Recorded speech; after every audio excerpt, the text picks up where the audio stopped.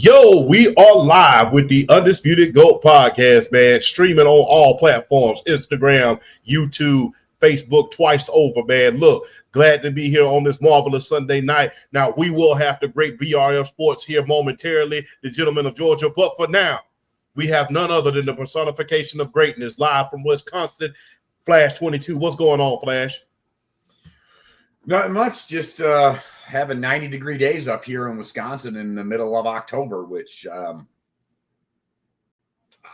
can't explain, but that's just Wisconsin for you. So trying to enjoy the weather while we still can before it gets to negative 30 degrees out up here. So we'll take the nice weather. All right. Look, I'm just going to be very, very honest with you, man. Look, I was so amazed about the weather up north. I'm glad I'm in the South, but I get amazed about the weather up north because you saw in Wyoming yesterday, it was snowing during a football game. Yeah. I was like, damn, it's October. It's snowing already. Well, that had to be a good home field advantage, man, a great home field advantage. So, yeah, man, the North's weather is interesting, man. So I can't wait to see more of it, man.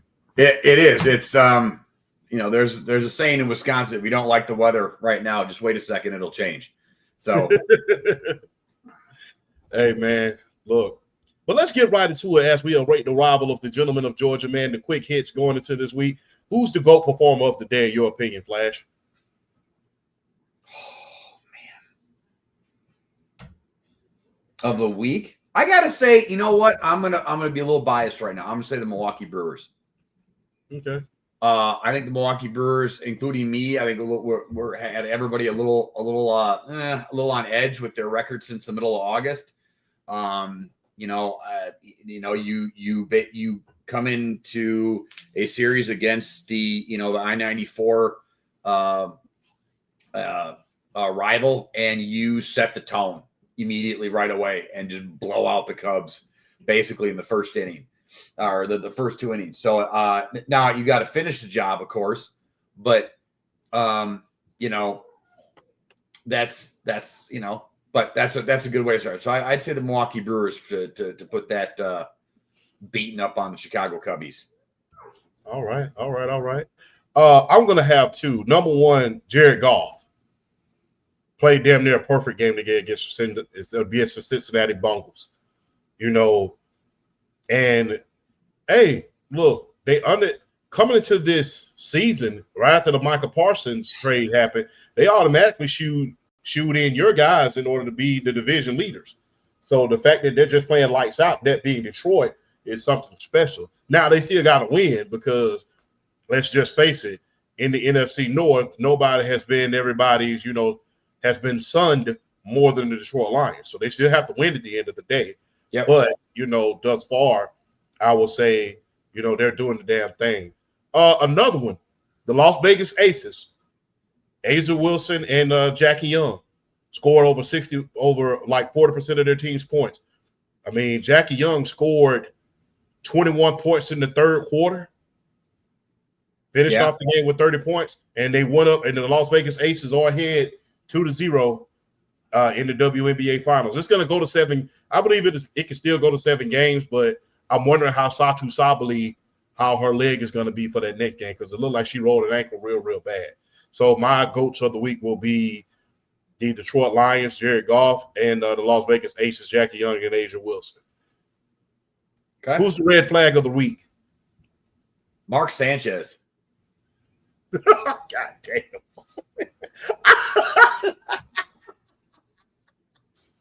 I did not expect that, but go ahead. I don't know how much bigger of a red flag you can get.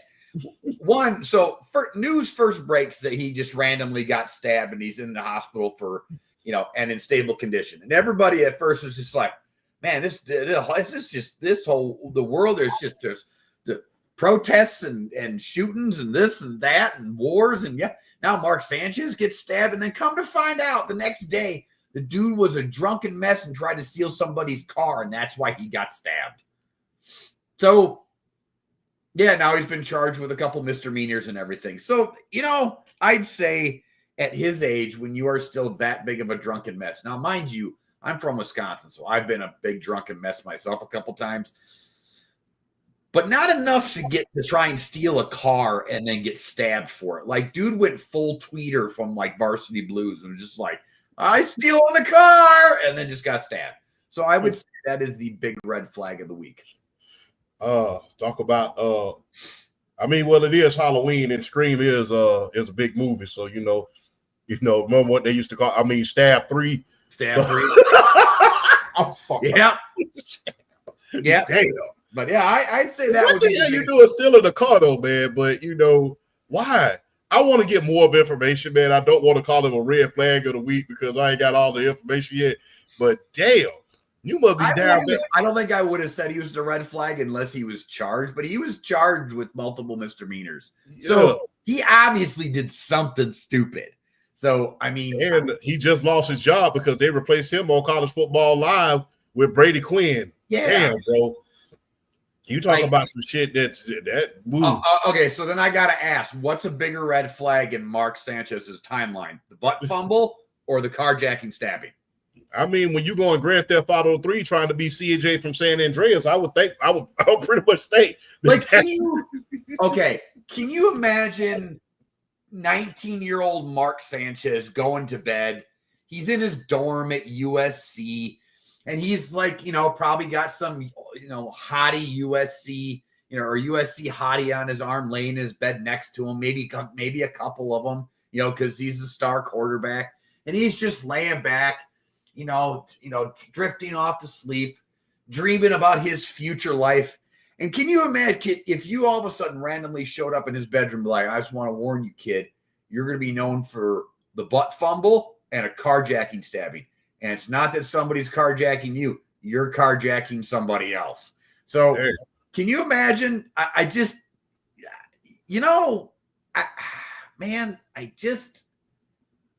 So he's my red flag, big red flag. Like Belichick, pull off the red flag and throw out of his sock and throw it on the field, red flag. So, yeah. I got to say the Baltimore Ravens, because they look nasty as hell today. 3 interceptions. Hey, I called it. I said they weren't going to win the division this year. That's nasty. Yeah, that was bad. I didn't think it was going to be like this. But this is bad. Now, don't get me wrong. Lamar Jackson was out today, and they have 2 of those games that were very winnable early in the season. And, a couple bounces here or there, and we have a completely different narrative. But reality is they're 1-4. Yeah. Oh, man. Plus, Justin Metabupe, he's out for the season with a neck injury. So, one of your best interior linemen is – and shout out to DC Dwayne. He says, Ravens fan, I'm embarrassed. I mean, hey, we got room for you down here in that ATL. That's enough. Hey, man, look, every time you go somewhere, you say somebody, all the thing you got to say is you 28-3, and they know that's your team. So, you want to be embarrassed a lot, and you could always become a Falcons fan. I'm just going to be real. Which team is in the most trouble? Well, I think it's the Ravens. Yeah. I think that's, because you could point to the Raiders, something like that, but there wasn't really high expectations coming for like the Raiders, but Baltimore was an expected Super Bowl contender. They're 1-4 right now. Now, they still have a chance. I don't know how long Lamar Jackson's out for, but he better get back quick if they have any chance to salvage their season. But I don't know, but like their defense is a problem. Like it's really bad. Like it's not even bad on it, like they're poorly coached. It's weird coming from to say that a Baltimore Ravens team is poorly coached. But it's just really bad.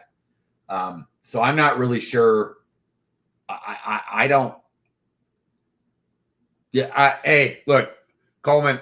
Look, it's not that he can't cover, because honestly, he's one of the only dudes that can actually take on Justin Jefferson one-on-one. But injuries have ruined his career. Like that guy, like at one point he could cover, but as a Packer fan, because he's a former Packer, he used to be able to, but that's why we kind of let him go, because he just couldn't stay healthy at all.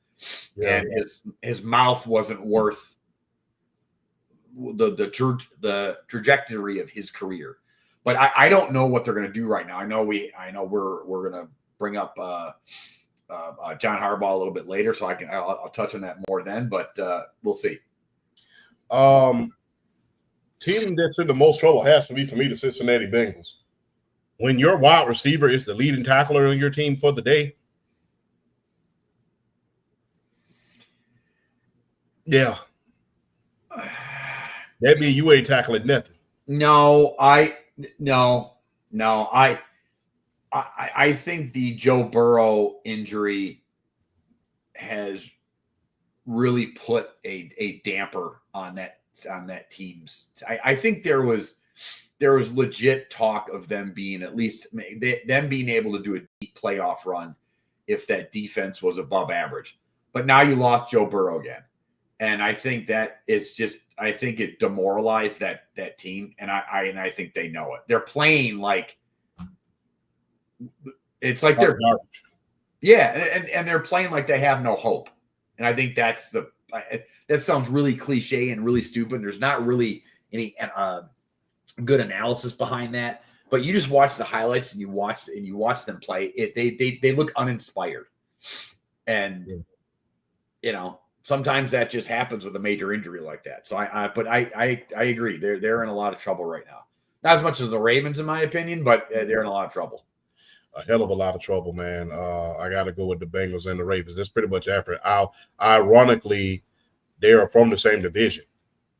Yeah. So that's the ironic part of it. And the thing is, I said this at the beginning of the season, especially after Joe Burrow got hurt. If there's any time that the Baltimore Ravens needed to win it, it was right now, because you don't know when the Steelers are going to run out of gas. It's just like you don't know.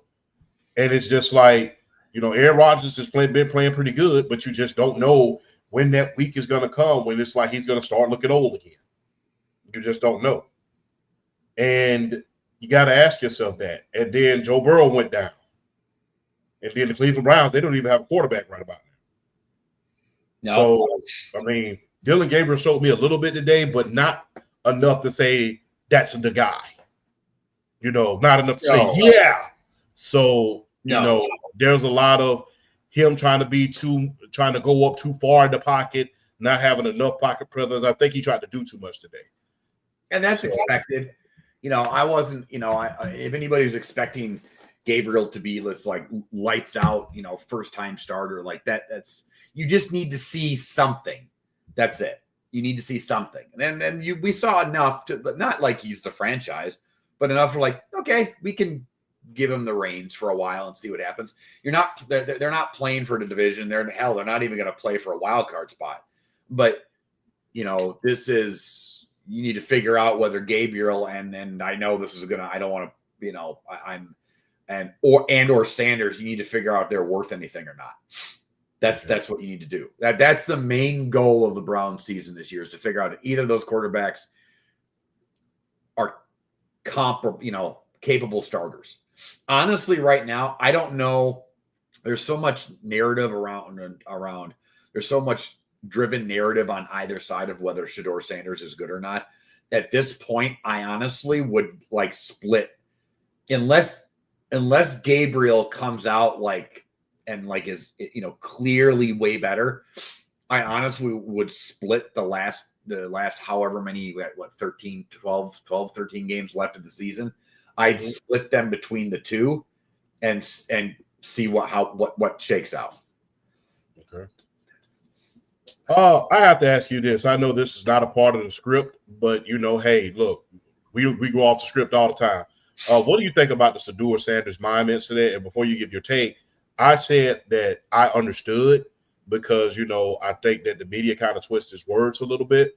But at the same time, I think that was the wrong way out. If he would have taken the PC way out, that would have shown the media and everybody that, look, although things are not how I wanted to be at this point, look, I got to be a supportive teammate and things of that nature. And I really think they could have got the media off his ass a little bit because they've been harping on him all year long. He played it down. So I really think that him saying, hey, It's my job to support my teammates. I want to play, but at the same time, guess what? I have to be the best teammate that I can be. I think that would have, kind of gotten the media off of his ass just a little bit and just kind of eased him back and say, okay, granted, he's not starting, he's the story every week, but he's handling this very, very maturely. But I think that I understand why, because, Rex Ryan has some pretty, bad things to kind of say about him a little bit, but it wasn't bad. But it's just like, it's kind of like get your ass in gear. And I think what gets lost in what he said is you should be the quarterback and you should be ashamed of yourself that you're not the quarterback. Because it's just like, if he's saying that, then that means like, it's kind of like saying, motherfucker, you have the talent, but it's just like they're seeing something that's stopping them from giving it to you. It's kind of like your parents kind of like, okay, look, I want to buy him this Nintendo 64-bit. I'm just living in the past a little bit. I want to buy him this shit, but I know if I do this shit, his grades are gonna slip. Yeah. Well, it's the hey kiddo, I want to buy you a car for your 16th birthday, but you need to show me that you're responsible enough, and I know you are responsible enough to take care of this car, but for some odd reason you're not showing me right now. Mm-hmm. And so I think look, I know me and you differ, or you and I differ on like the humble pie thing. Like I think being humbled in your life, multiple times is a good thing. I think it's how people learn. I think going through struggles is how people grow and learn. And so, the way he's acted, the way he did act, leading up to the draft and how he acted, reportedly during the draft process, I'm not upset people trying to humble him a little bit or him being humbled. When it comes to this thing, I think he's being over scrutinized now? Yes, a little bit. But I also think I'm kind of where you are. It's like, dude, you need to show, like, this is not the time. Like, I get it, but this isn't the time. It's like you're doing the right thing, but at the wrong time. It's like you do. It's just not. I'll put it this way. Why is the third string quarterback taking interviews anyways? I mean, why are the PR team allowing it to happen as well? Exactly. That's the other part of it too. Why is the PR allowed? Because there's two things that could stop this. One, you either have the marketing PR team say, Shador is third string quarterback. He's not taking any questions or anything. And that's just protecting him. And then you tell him, we are just protecting you right now. Or if you're Shador, the way you really handle this, honestly, besides saying like, I want to be the supportive teammate, you go like, why don't you go to the starting quarterback's locker room and ask him some questions? But you say it you don't say it like you're, like smug. Yeah, you don't say it like, well, you go like you don't say it like you're, Rocky and punch drunk and being snarky about it. You just say like, hey, can we show some respect to the starting quarterback and go, however you want to put it. You just politician it up. Yeah, it's not about me. It's about who's starting right about now. Exactly. It's not about me right now. It's about Dillon Gabriel. And you can say like, hey, why don't you go talk to him? Let's give Dillon Gabriel an opportunity. He's a starting quarterback and he deserves that respect or whatever. So there's multiple avenues on how this could have been done better or how he could handle this better. And either he needs to be taught how to do this better or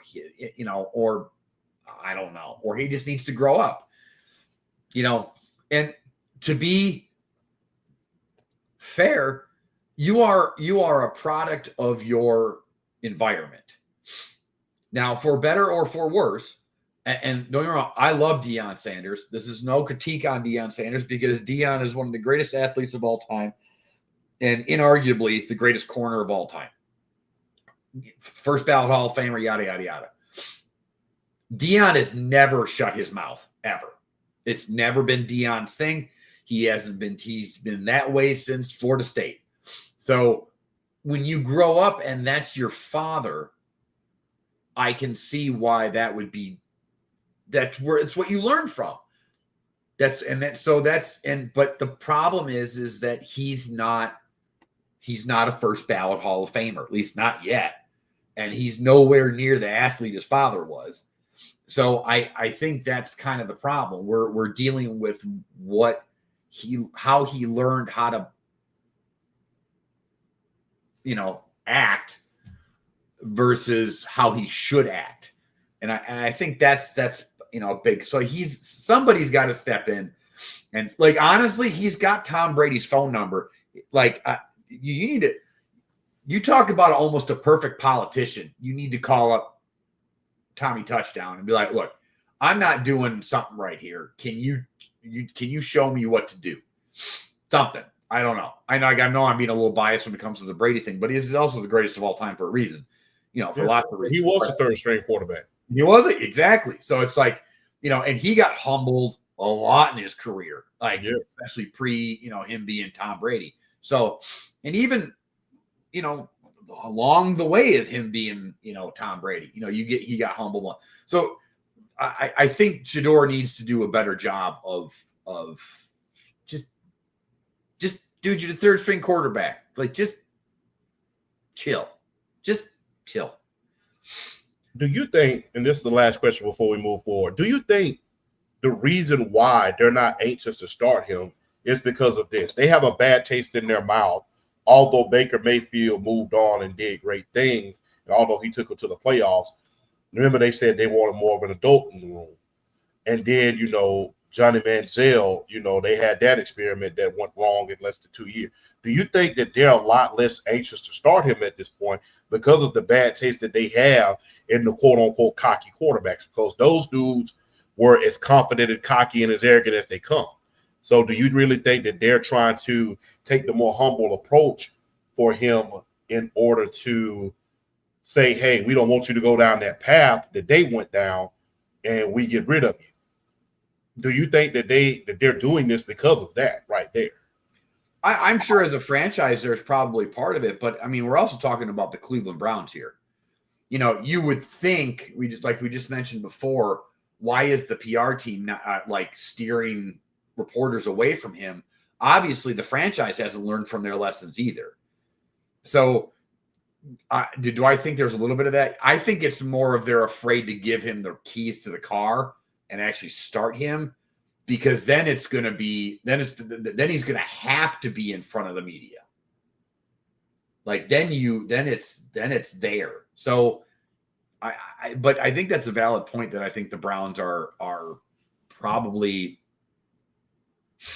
a little, got a little PTSD maybe. Yeah. I mean, look, if you have a bad taste in your mouth for dealing with a certain type of quarterback, that being a quarterback that is very, very cocky, very, very brash, like I said, Baker Mayfield, and then before him, the Johnny Manziel experiment, yes, of course, you're going to take precautions of that. Now, granted, Baker Mayfield went on to do great things, and then they went on and they hired Shane Diesel to be the quarterback. But, yeah, I mean, his brashness was verified at the end of the day, because Baker's teammates love him. Yeah. Baker's teammates love him. So it's going to be interesting to see how this saga turns out. So we're going to talk a little bit more about another upset, but I have another big upset I have to ask you about that I really think that I need your opinion about. Is James Franklin in danger of losing his job after that upset to UCLA, especially if he doesn't make the college football playoffs?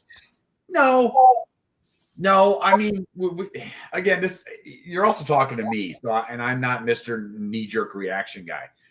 So, no, I don't think so. I don't think he's in danger to lose. I mean, now if they lose out or something, of course, but no. I mean, they were just in the college football playoff last year. They've had a kind of an up and down thing since the Joe Pa, Wackle. Yeah, the Sandusky thing. So we've had, they've had ups and downs. I don't think you get I don't think you have the success that Franklin has had, and then all of a sudden, just because you're struggling a little bit. And again, it's not just Penn State that's struggling. There's a lot of teams right now that are struggling that are normally supposed to be doing well. And so I know that's something we're going to talk about later. But that's no. I don't think he's in danger of losing his job. We're still very early into the season, and let's see how this shakes out first. Who's your Heisman thus far?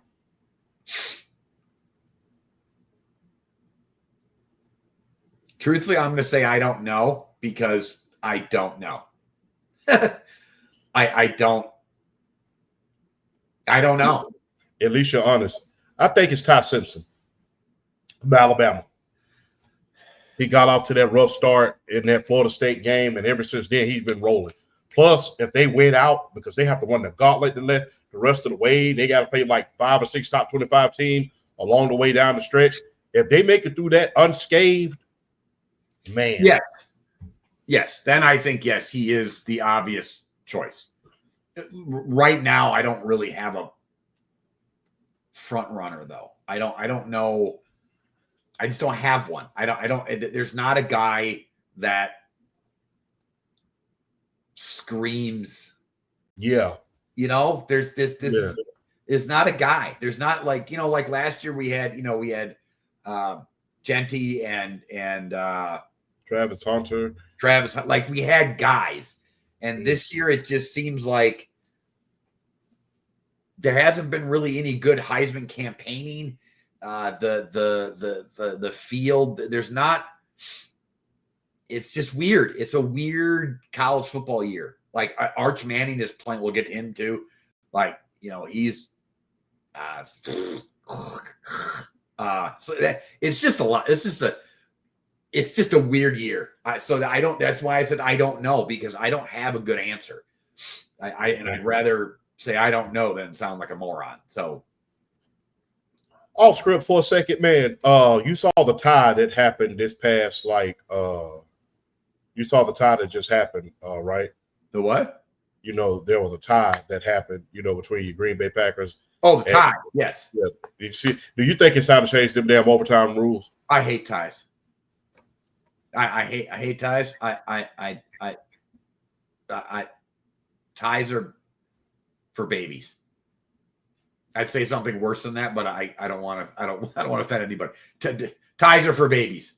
Yeah, they're just for babies. We can't have ties. This is ridiculous. Ties, just by the fact that to me you can't have a sporting competition end of the tie. Like you just can't. No. You just can't. One, that affects so many things down the line. Seeding, scheduling, bonuses. I mean, just we can't have ties. This is ridiculous. It's like what happened in the days of I know I'm going to sound like the the old cooter, but what happened to the Miami Dolphins and the San Diego Chargers going 17 overtimes, and they have to and they have to carry Kellen Winslow Sr. off the field because he's just exhausted. Whatever. Why? Look, I'm all for player protection, sort of, but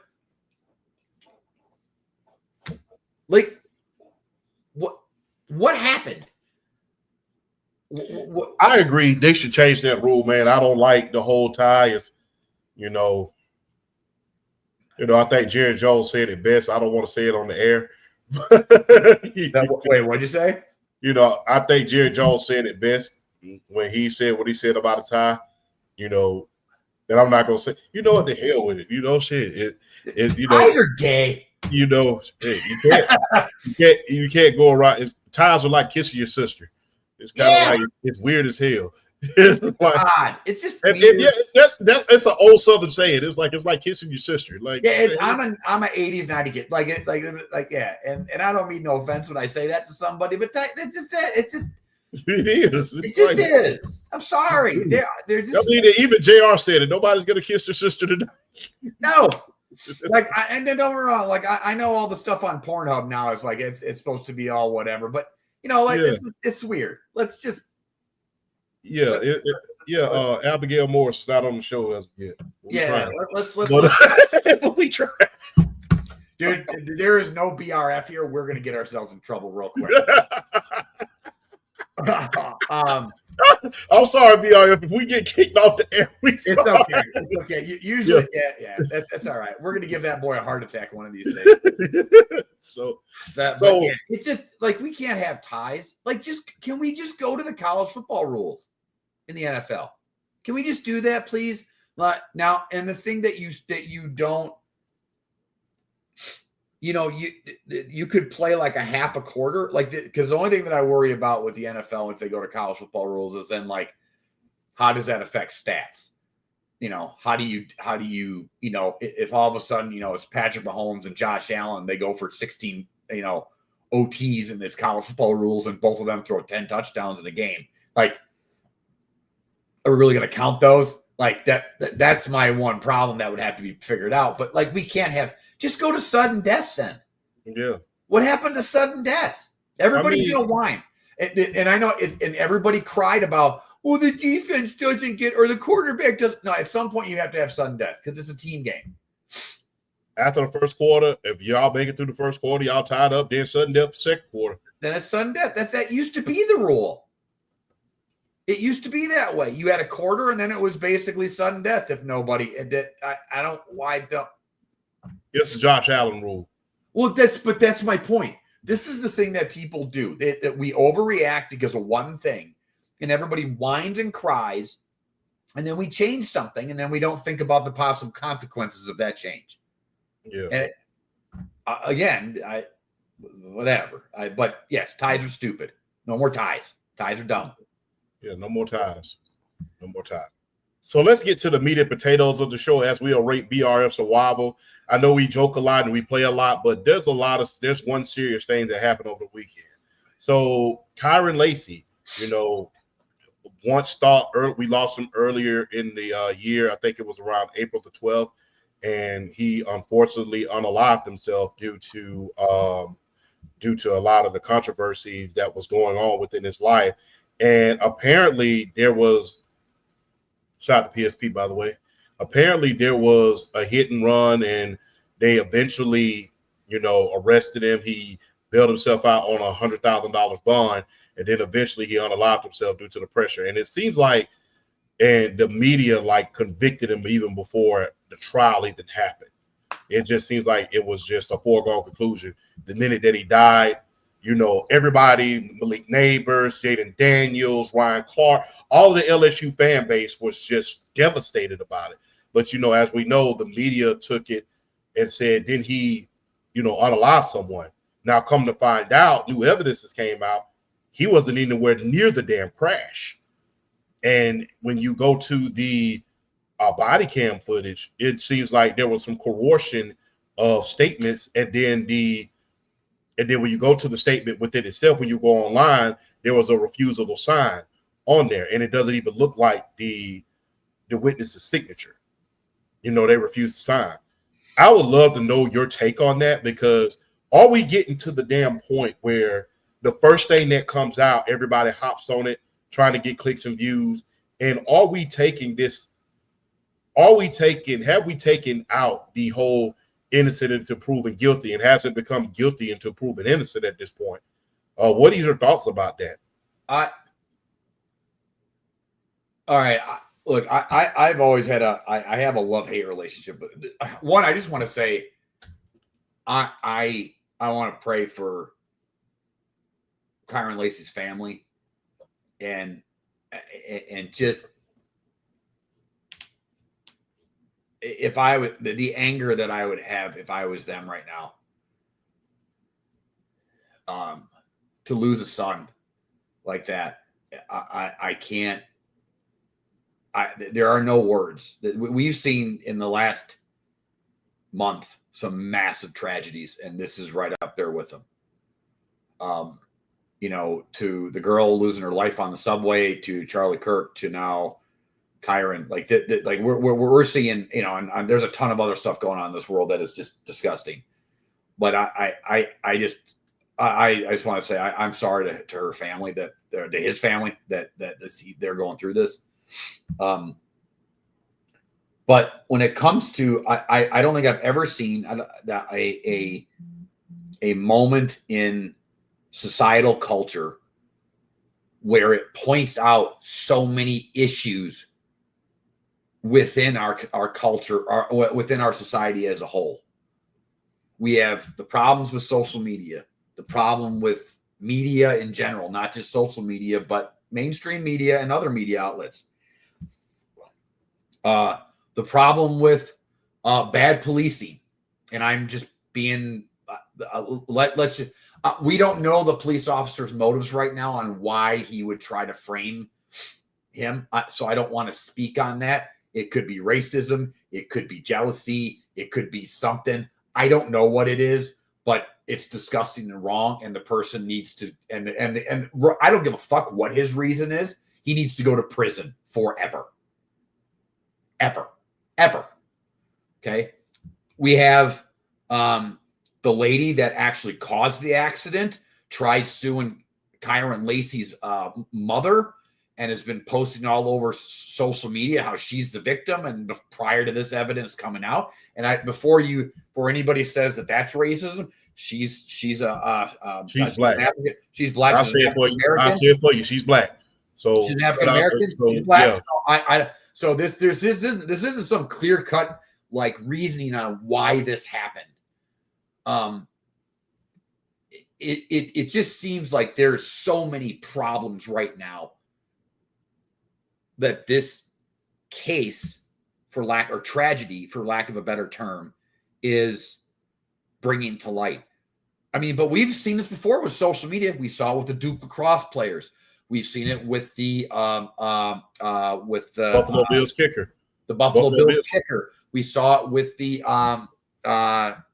kids in New York. We saw it with Jesse Smouye. Yes. Yeah. I'm sorry. We're supposed to be a serious moment. You're right though. But you're absolutely right. People want to push a narrative. Not the South Park Five. The Central Park Five. Yeah. What the hell you talk about the South Park Five? Let me take off this damn hat. Take off this damn hat. You take off this damn hat. That's it. It's all Hap's fault. Let me take off this damn hat. The one kid from USC that ended up getting released from prison, and he ended up trying out for the Falcons, I think, at one point. This is what we do. We like to hop online right away, and I think we're all guilty of it. I don't think this is just like, I'm not claiming to be, a lot better than but I also I always ask, well, what happened? Are we there? Like, what do we know? And I think we need to do that more in society. We need to wait for answers. But now people are so quick to want to push their narrative or whatever team they're on, that even when more information comes out, then everybody turns into a conspiracy theorist. Like, again, I think social media in general has done so much good, but I also think that if you look at statistics and the way that people, by gender, race, and everything, and political affiliation, the divide in this country started with the rise of social media. And I'm at the point where I'm starting to think that social media has done more harm than good. I think it just has.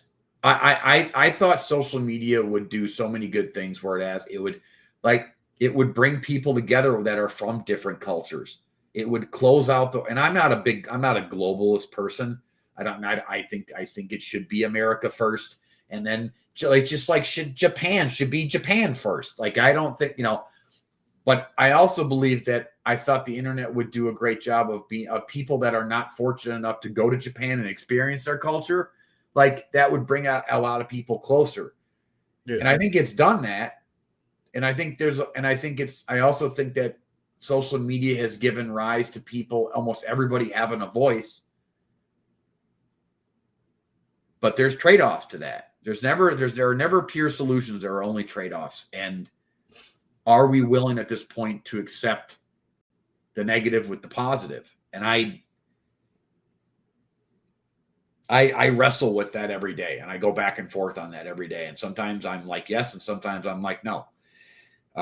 Like I have a big problem with people that run their mouth behind a keyboard. It's like I know 90% of you wouldn't dare say that shit to anybody's face because you'd get rocked. You would get the shit kicked out of you. And yeah, look, I'm not for humble pie. I'm not for humble pie, but I'm all for an ass whooping. That's a little bit of humble pie too. That can be a little bit of. I'm all for an ass whooping, but Yeah. I'm just being real because, to your point, there's a lot of stuff, and even now, since all of this evidence has come out about this young man being proven innocent. Now, granted, I will say this: I'm waiting to see another angle of it because I want to see. Now we're able to see it from behind. We're able to see everything right now. We're able to see the coercion, things of that nature from the body cam. But I'm waiting to see another angle because they may have something out there that we don't see as of yet. Yeah. But the thing is this, even with the evidence coming out today and yesterday, more evidence coming out, people are still talking about, well, if he didn't do it, why would he unalive himself? I'm like, do you realize how many suicides happen because of social media scrutiny?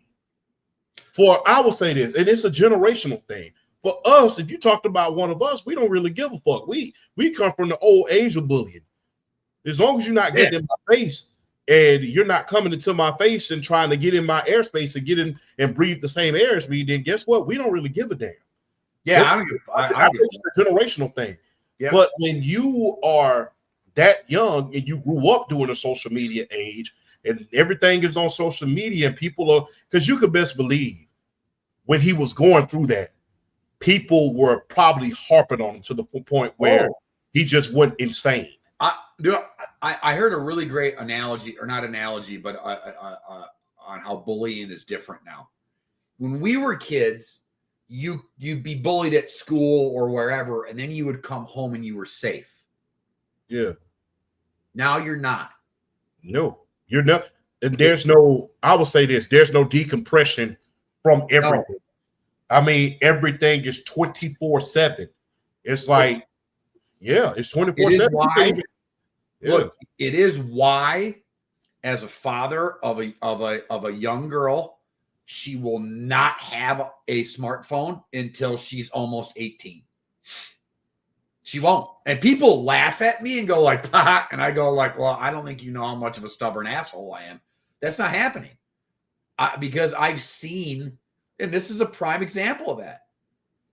But the amount of damage that this does to young kids is insane. So why would you, and it really shows a lot about parenting in this day and age, is a lot of people laugh at me and they go, all right, well, I guess you just can't tell your kid no then. Well, that's the thing is, look, there's a lot of things that happen I remember there was a whole thing about gigabits. You know, when the gigabits were out, and mom told me if I see you with that in school, I'm going to kick your ass. So, no, I'm serious. No, and I didn't have that guidance, but I wish I had, though. So, I'm just being real. I never forget. Look, social media is not the first thing that comes out this controversy. I'll never forget when Mortal Kombat came out. You know, that wouldn't blink an eye these days as far as Mortal Kombat coming out, being a quote unquote the most violent game in history.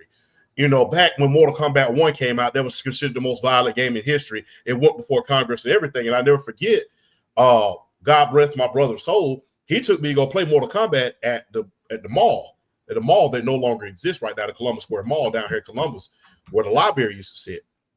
And I never forget, he told me, he said, look, man, this game pretty bad. We got blood everywhere.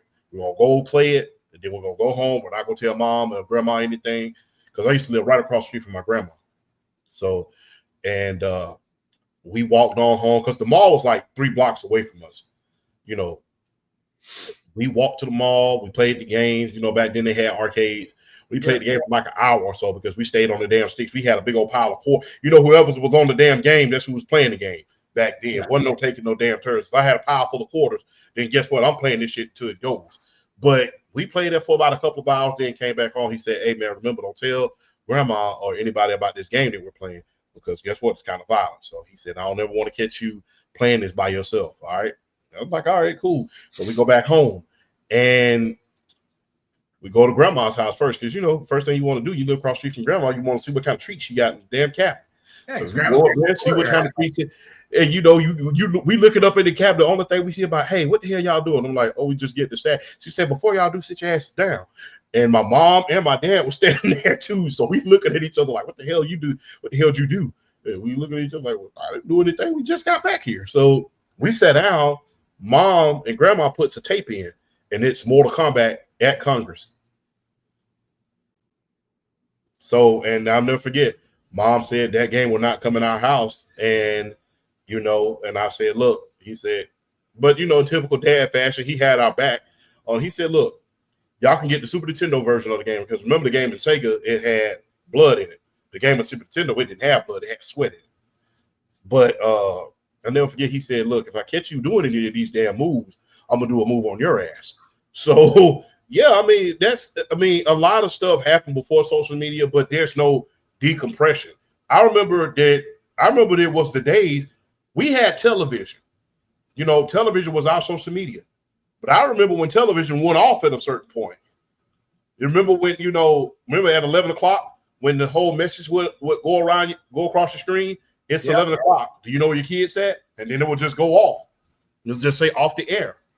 But yeah, TV was our social media. The radio was our parents' social media. But everybody didn't have but it was only the difference between now and back then is only a select amount of people had a damn voice. Now everybody has a damn voice. Now everybody's got a voice. Everybody got a voice. But yeah, you can't imagine, you can't imagine how much scrutiny that young man was going through at the time of his death. Get accused he thought his life was over. Yeah. And then, especially when you didn't do something, it's like, damn, I didn't do this. I'm going to go to jail for the rest of my life. They just uninvited me to the NFL And I don't think it was so much as the death that bothered him as much. I can't speak for him, but I don't think it was so much the death that bothered him as much. He was thinking about, damn, my NFL career may be over even if I'm not convicted. Yeah. Because remember that monster football player from Baylor. He was like 6'9", 260 pounds. Sean Oakman? Yes. Yeah. He was a monster. Yeah. And he got caught up in that SA charge. He was falsely accused. Yep. He got uninvited to the combine and everything. It took him 3 years in order to clear his name. And by that time, his career was pretty much over. He had to go to the UFL, and he got awarded a big sum of money, but it really couldn't replace, the heartbreak of him missing out on the NFL. So the thing is, I don't think it was so much of the incident, because he was like, I know I'm innocent, but it was just like the scrutiny. My life might be over. The NFL, I'm already declared for the draft. I can't go back to college. My career may be over. And then the scrutiny, everybody inboxing you, because you can best believe with him unaliving himself, there was some dumbass in his inbox telling him you should unalive yourself since you hurt that man, without really even knowing the facts.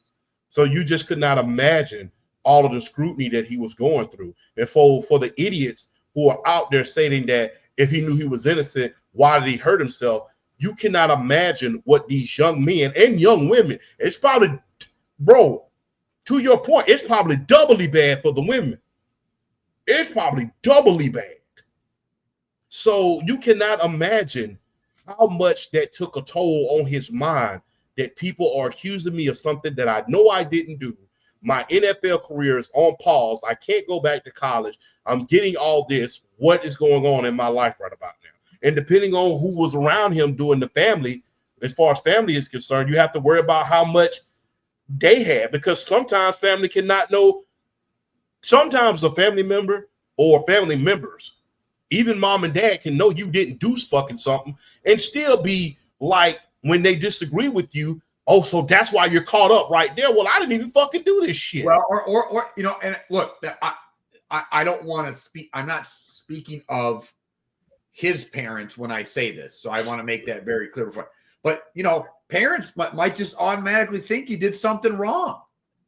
Because, you know, if I'm a parent, I come, you know, my kid comes home, or if that happened, I'd be like, what the fuck did you do? Like, you know, so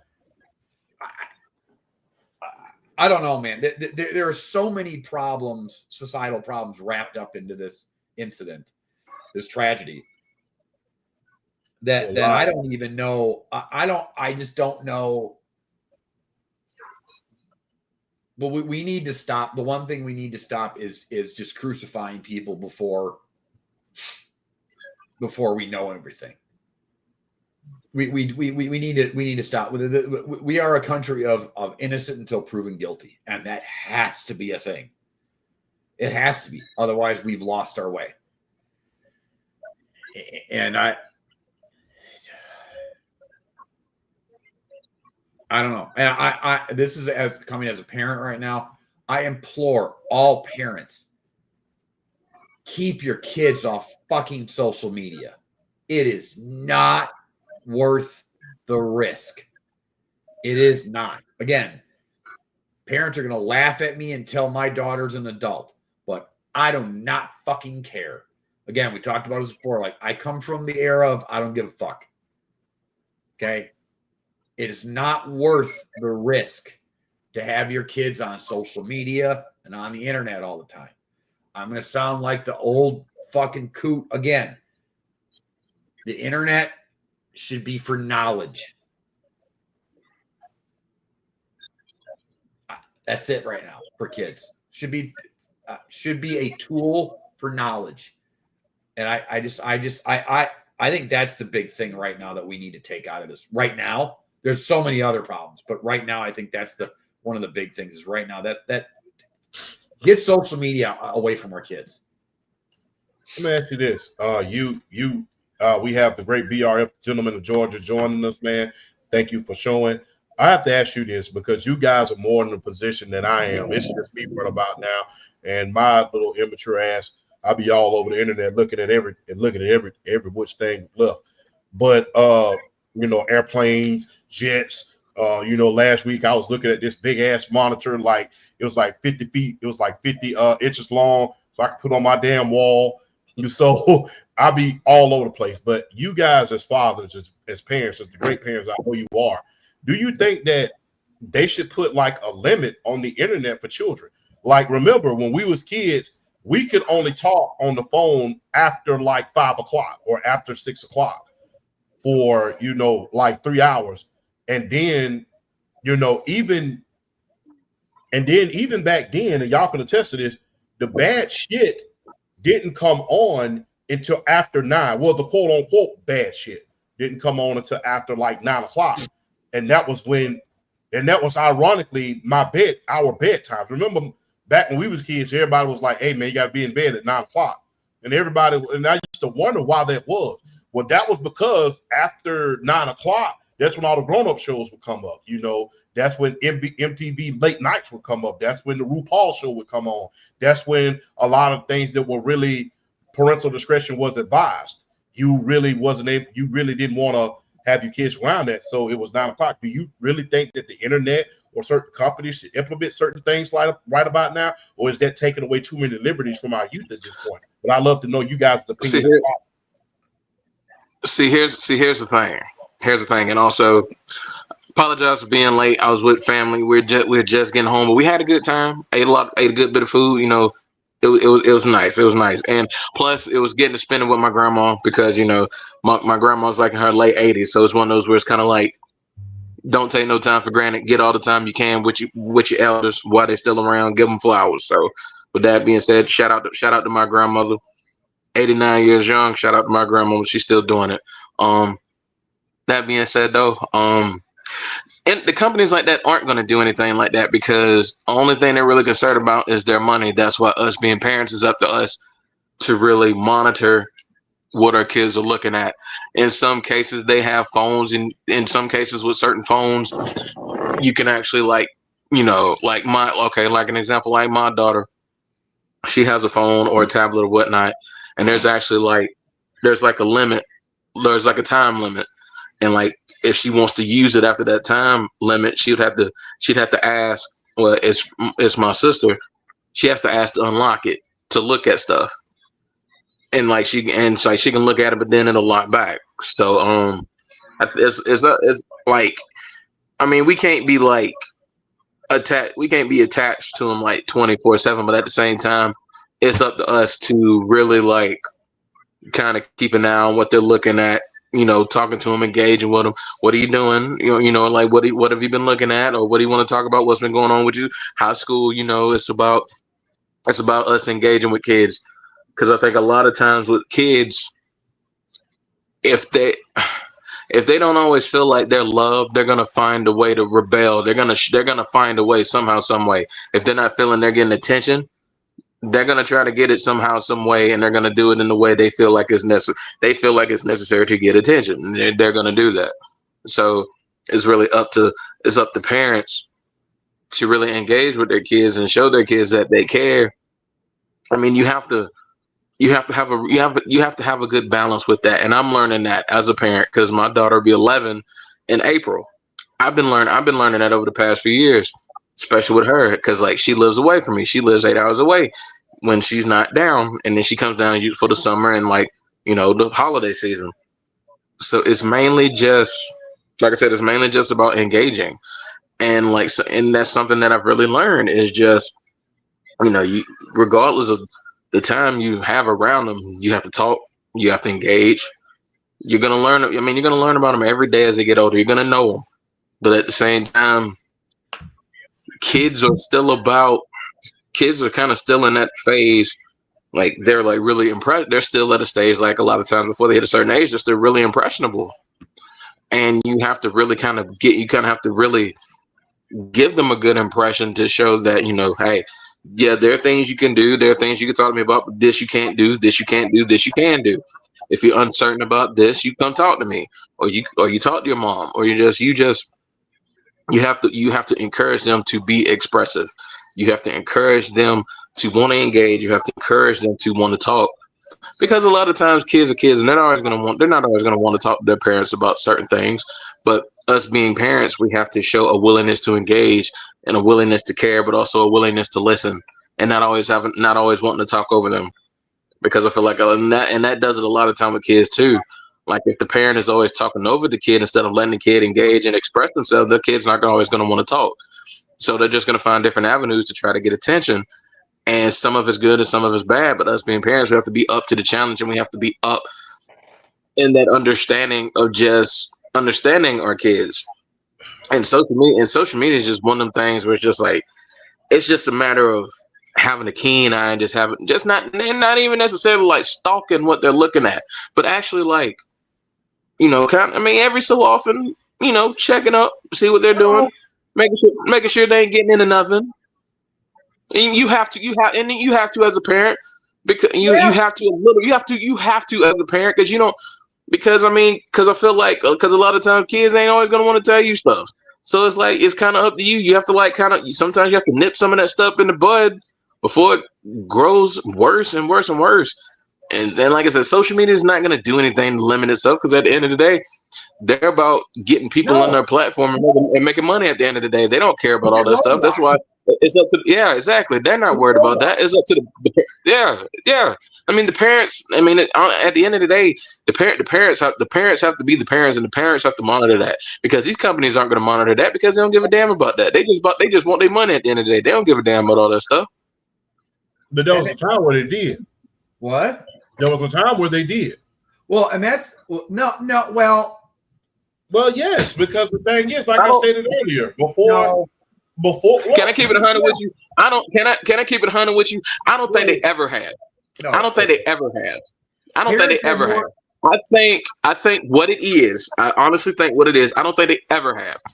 I think they might have had people in certain positions that might have cared, but the overall aspect, they never gave a shit. Here's the big change in society that, all right, look, I'm not saying this is wrong or right. I'm just saying this is how it happened. So if people want to crucify me for this, fine, whatever. It wouldn't be the first time I got told, you know, I'm an a-hole. But look, back in the day, we used to have a mom that used to be home with the kids all the time. And then women became more into the workplace, and it's everybody's working right now. Most people don't have the luxury of having a stay-at-home mom or a stay-at-home parent. We had a parent with the children all the time. And then we changed as a society. And now we depend more on our daycares and our schools and everybody else to basically pick up the slack and parent our children. And so to BR's point, I don't think companies ever cared. We just always we used to have somebody monitor our kids. You used to monitor your own kids all the time because you had a parent at home. Now you don't. And now we leave it to the kid. We leave it to the schools. We leave it to the government. We leave it to, I see so many parents just throw a tablet at their kids or their phone at their kids. So they, I'm going to go do my own thing. And we depend on the tablet or YouTube to raise our kids. Like, I'm sorry, but we've done this to ourselves. And then on top of it, like we've tried to give our kids more autonomy and more freedom. And I'm not against that. I'm not for helicopter parenting. Like the way that I raise my daughter, like I try to have a healthy balance of both. But BRF's right. Companies never really cared. We just had parents around all the time. Now we don't. And so I don't know, but that's why it's always been on the parents.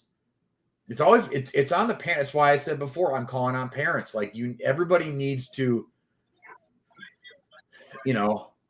everybody needs to go.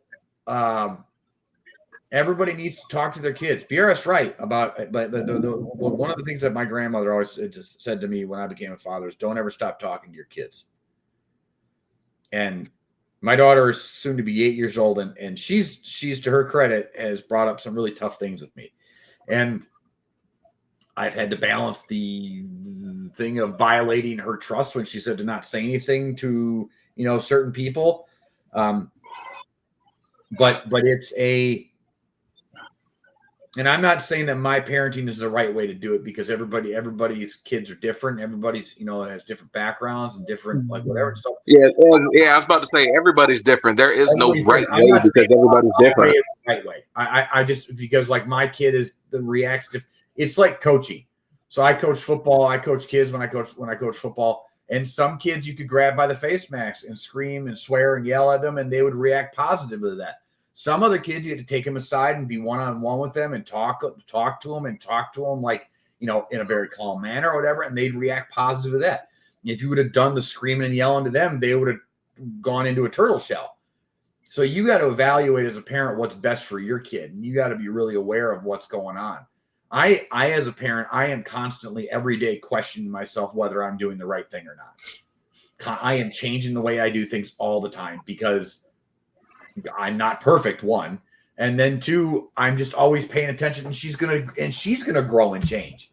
So it's on the parents right now it's okay. I will say this is the right way to do things. This is universal. It is okay to tell your kid no. Mm-hmm. You are not supposed to be their best friend, and that's it. You are supposed to be their confidant, their leader, their disciplinarian. And yes, also at times their friend. But above all else, you are their leader and disciplinarian, period. You are there to provide structure and guidance for them so they turn out better than you. Everything I said is universal, period, bar none. Now, how you go about that is completely up to you. But please tell your kids no, it's okay. And that my rant done. BRF, what are your thoughts about the Kyren Lacy situation? And you can be very, very open and very, very honest because this is a very, very serious matter. I mean, it exposes a lot in the system. It exposes a lot on social media. And look, one thing I would like to say before BRF goes, look, us as content creators got to do a better job of delivering the news. I know I'm PC a lot. I'm PC a lot when I'm on TikTok. This is the show, and that's why probably I come on here and I let loose. It's like the Discovery Zone on the show. It's like for those of you who remembers DZ, the Discovery Zone, this is how the show is for me. I'm very, very PC on TikTok and stuff like that. I got little catchphrases, but when I come here, I cut loose. But I really feel like that a lot of social media stars, what have you, we really, I'll speak on behalf. We really need to take a strong approach to integrity in our work. I found this on the web We really need to take some integrity in our work. And we really need to show that integrity and not be so quick to harp on something real quick. I remember I said this during the same thing with the Kyren Lacy when he passed away. I said the same thing with Hulk Hogan. I said this on TikTok. There will be no slander of those two from the Undisputed Champ. I remember saying that clear as day. They passed away. They're no longer here to defend themselves. They can't speak for their actions anymore. They're gone. And that's why I always say when a tragedy happens, I don't care what controversy they're in, they are, like I stated, there will be no slander from me, the Undisputed Champ, to those men or women who passed away because they're not able to defend themselves anymore. They're gone. It's disrespectful. And I think that a lot more content creators need to show, and people on the internet in damn general need to show that kind of respect because guess what? There's still some idiots on the internet, like I stated earlier, before you joined us, there's still some idiots on the internet talking about, well, if he knew he was innocent, then why did he unalive himself? You dumbass. If you only knew the scrutiny that this young man was up under, you'd probably, do something to yourself as well. Because the internet, it never closes. It doesn't close. It doesn't close. You can just imagine what people were saying to him, especially when the man who passed away was a Marine. And hell, not that so much evidence has come out at this point. Hell, we don't even know if that's true at this point. So, what are your thoughts? All righty. I'm gonna go. All right. Well, first off, shout out to one of my favorite shows of all time, The Boondocks. I'm about to go into a little Riley Freeman rant real quick. So if you'll excuse me, I got a few people I want to. There's a few things I got to call out here. It's gonna be a little blunt. But quite frankly, I don't care. Fuck that police department. Fuck that lady that bought in and lied about him being a part of that. Fuck Jack Mack. Just fuck any of the media that decided, hey, we're just gonna go with this and run with this. Fuck each and yeah, just fuck all y'all. Fuck all y'all. Fuck all y'all. Because he didn't have to die over this. Because I don't want to get too into my thoughts, even though I probably should. Because go ahead. I said this on my video. Whether people want to agree or disagree, that's on to you. But I mean, it's a shame what people still got to go through at this time and age. It's a shame. It's a shame. The fact that video evidence had to come out showing that he was more than 200 feet away from that crash, and they just had to say that he caused it to ruin his career just because they knew who he was as an athlete. That's all it boils down. It's all it boiled down to. That's all it boiled down to. They knew he was a big time athlete, and it just felt like they wanted to ruin. It just felt like that police department wanted to ruin that kid. That's what it feels like to me. They wanted to ruin that kid, and also because of other obvious reasons, they felt like they could get away with it. And it's a shame. But go ahead. Keep going. No. I'll let you go, and then I'll speak my piece. You go ahead. But I said this before you got on the air. Well, I didn't touch on the I did say something about media and social media, but I think this screams to a lack of journalism in general, and where journalism is not journalism anymore. Two, I don't know anybody's motives in this. This doesn't make any sense to me at all. I don't know the officer's reasonings for the way he was conducting himself, the way he was. And I'm trying to be like, don't get me wrong. I said before you came on the air, that motherfucker needs to go to prison for the rest of his life. There's no words there. I am mincing no words about that. But I'm sitting here going like, why? Like, there's clear evidence. That's what I don't understand either. This wasn't just him. This went through like him, the police department, the DA. This is the DA too that decided to charge the kid too. Like this make no mistake, it's not just the officer. This went like the whole way. I don't know who the district attorney is for the city that was. What city did this happen in? I know it's in Louisiana, but yeah, I'm trying. I can't. I don't know the city right now.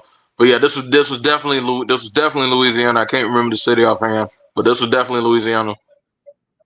It was in Louisiana, and yeah, I know. Hold on, I'm trying to find it right now. Because I don't want to speak on something without. Let's see. Okay, he was charged in Lucia Parish, Louisiana. DA for Lucia Parish, Louisiana. Lucia Parish. And this was the state police that issued the warrant. Okay. And the crash happened. What's so funny about it? It's not funny, but what's so crazy about it? The crash happened back in December. He didn't get charged in January. And let me see what he declared for the draft. No. He declared, if I'm correct, he declared around the time the wreck happened. It was around the time he declared after the season. I know for certain. Because you remember before, because I remember, and it kind of is pulling on my heartstrings a little bit, because we did the show, we did the preseason show, the preview to college football. Who was my breakout star for 2024 for college football? Kyren. It was him, because Malik Neighbors and Brian Thomas both went to the league. And we know how LSU are with wide receivers. They are a haven. If you're a wide receiver, go to LSU. I promise you, you will at least be a high second round draft pick if you go to LSU. And the way they've been pushing them out in the first round has been ridiculous. And I figured he was going to be the next one in line because he had all the talent in the world. He's basically a carbon copy of what you've seen, whether it was Justin Jefferson, whether it was Jamar Chase, whether it was Malik Neighbors, whether it was Brian Thomas Jr., he's basically a carbon copy, just a little smaller. Plays the same. Great route running, good hands, speed, could do everything you ask of a number one to do. He could do everything. So when he came out, I was like, oh yeah, first round pick. Yeah, he's first rounder. At the very least, at the worst, he's a second round pick. Because he's that good, and he's going to bring something to whoever drafted him. What was the and it's just, huh? What was the city's name again? Lucia Parish. I don't know if I'm saying that correctly, but yeah, Lucia Parish, Louisiana. It's kind of like a Creole type of name. I don't know if I'm saying it correctly. Yeah. Yeah. So. Attorney. And he was starred, and he was charged by the state police. And like I stated, like I said, when you look at the body cam, they either coerced it. It's like make sure that you say, and the guy clearly says on the camera, well, he's not the one who Yeah, started it. I guess, yeah, coerced I guess whoever the lady was, whoever the girl was that actually hit the guy, Yeah, coerced her into saying, "Oh, just make sure that you say that it was him." yeah. So, all right, I want to clarify this. This was put out by Kyren Lacy's attorney. This was out on October 5th at 1 p.m. This is on WAFB 9. It's a Gulf Coast, local news. Kyren Lacy's attorney has issued this new statement in support of the DA following what he said was a recent post on the public opinion court. Lacy's attorney Matthew Ori said the post suggested that the former LSU stand-up football player's life was lost because of the DA's actions. Ori said that the claims are misleading and offensive. The DA did not simply accept the charges presented by the state police. Instead, she took a step that many would not have. She conducted her own independent investigation. This wasn't mandatory. It was an effort. It was an extra effort she made to ensure fairness and neutrality in the process. Lacy took his own life, in April of 2025, months after authorities said he was arrested in connection with a deadly crash in Lafourche Parish, Pennsylvania, Louisiana. Following the crash, Louisiana State Police conducted a detailed investigation with the assistance of crash reconstruction experts with all the available information at the time. Basic findings revealed that Mr. Lacy's reckless driving while approaching oncoming traffic led to the events of the crash.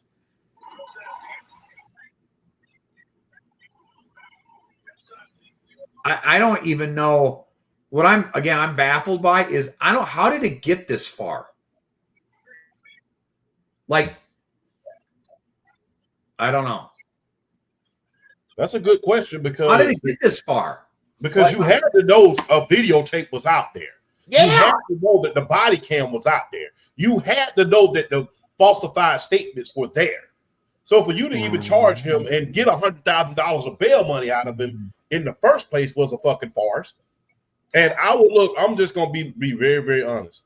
If I'm that young man's family, I'm finna sue your ass so much that your motherfucking great-grandchildren are going to end up in litigations. Oh, Jesus. That police department should have their last name when they're done. I'm going to sue your ass so much that your grandchildren, your great-grandchildren are going to need lawyers. And BRF, I know I it's not lost on me I understand where you're going with it, and I don't mean to diminish that in any way. I'm always I said it before you got in there. I always want to find out that I try not to assume. I just want to know why, legit reason why. And if it's racism or whatever the fuck it is, again, I don't even care what his motive is. I know I'm a white guy in the room speaking on that, so that doesn't affect me on any kind of level like it would you two guys. I just think the guy deserves to be in prison for the rest of his life, no matter what. Period. Oh, no, and you are 1,000% correct. He needs to spend the rest of his life in jail. Yes. But you pretty much say, I hate to say it like this, but you pretty much said it for me. They felt like they could do it to a black athlete and get away with it. And maybe that's the case.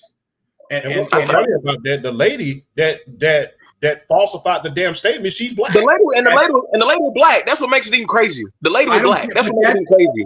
That's my this is such a, when I put that little voice note in our chat, when I said, the more I dig into this, none of this makes sense. This wasn't like, all right, I'm just going to be blunt. This wasn't like a bunch of white dudes that just were like, we can just do this because of reason A. Like, she was involved in this too. Tried to sue his mother. Like, I said it before, so a champ, she's African-American. So, like, what the fuck? Like, yeah, she's all on damn TikTok. She's all on TikTok showing pictures of her leg, and eventually she disabled her comments and every damn thing. You basically play ball with us, and you won't go to jail. No, and she needs to go to jail too. And she need to go too. For falsifying records. And a Yeah, lot of she other need to go shit. too. Yeah. Like, it's just people just being here in the South, people just still don't understand. This shit is wild down here. Folk just still don't understand how wild it is, and how much something like that can control a full narrative. People just don't want. People just aren't ready and still don't want to have those conversations. They don't want to have those conversations. Ever wondered why? Don't mean to cut you off, BRF. I promise I'm going to. Ever wondered why when me and BRF was on PSP's podcast? Ever wondered why when Shannon Sharp got caught up with that young girl? You ever wondered why that we say you're from down south? Did you ever wonder why? That's the fucking reason why we said that. Because you get your ass killed for shit like that. You damn sure do. Folk don't play. Folk don't play about that stuff. Like that. You don't. Yes, exactly. Yeah, folk don't play that hell. That's exactly why we said when Shannon Sharp got caught up in the stuff that he got from. That's why we said, Shannon Sharp, you should know damn well better to do that. Your ass is from down south. Because if you ever notice, a lot of look, and this is no offense to northern guys, but you ever notice guys who are constantly in the news about these little cases and shit? All them motherfuckers was from up north. Diddy, a little bit of all of the music guys, they're from up north. If you notice guys from down south, the Jermaine Dupri's, the Master P's, the hip hop, even Baby and Birdman, Slim, and all of those guys, so you ever notice those guys are never caught up in any shit. They know the deal. Just being real, the South is different. It is a different place down here. I don't disagree with you. I don't, and I can't speak on any kind of experience, nor am I going to try to. My only thing is I just on a whole level of this all around. Again, like I said before, this tragedy speaks to so many different aspects negatively in our society right now. And I don't know. I didn't even know what to say. Like, I don't even know. Like I said, she needs to go to prison too. For a long time. And it's disgusting. Like I can't fathom. And that Jack Mack from Barstool Sports, he needs to go on a whole apology tour. He already the shit he was apologizing. Yeah, that ain't enough. But he's not. Look, but he's not the only one. This was a lot of people. I know. Oh, I know. Everybody wants to shit on him. But some of his was just some of the most outlandish. But you're right. I also think, and look, he deserves all the flack that he gets. But I also think that Barstool is a real easy target. There's a lot of other people that were that jumped on it. Don't get me wrong. He deserves all the shit that he gets. I'm not saying for anybody does. This isn't just him. Like anybody that just jumps on this shit and just it's the same people that were jumping up and down and celebrating and laughing that Charlie Kirk was murdered. You deserve whatever shit you get. That you deserve whatever humble pie gets served to you. Period. I don't care. It's the same thing with Jack Mack. You deserve it too. But I think I don't want to center it on him. And this is not me defending him, but I think this is the bigger overall problem is not just media outlets. It's us as in general. We do this. We perpetuate this as a society. We see it every time a tragedy happens. And I'm guilty of it too. I'm no better. I'm not that I've never done it before. But we do this. We try to pin it on whatever adversarial side that we if you're red, you try to pin it on the blue. If you're blue, you try to pin it on red. If you're black, you try to pin it on white. If you're white, you try to pin it on black, or you try to pin it on an illegal immigrant, or whatever it is, or whatever team that you're not on. Somebody's trying to pin it on somebody else. What you know about Bloods and Crips? I'm just playing. That used to be a thing up here too, by the way, a long time ago. But what the hell y'all fighting over? What the hell y'all fighting over there? Farmlands? That's my goddamn cow. That ain't yours. but we do that though, and that shit needs to stop.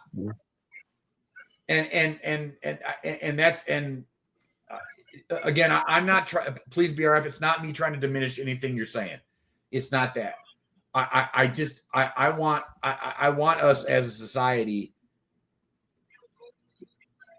We are so quick to just literally and figuratively kill somebody and end somebody's life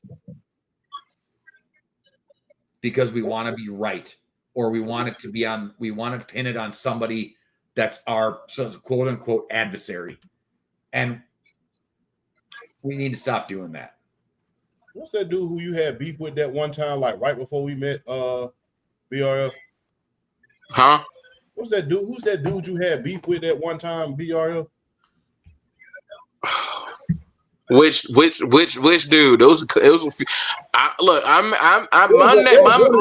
claim to fame was different, so it's a few people I take off. No, it was a big time dude.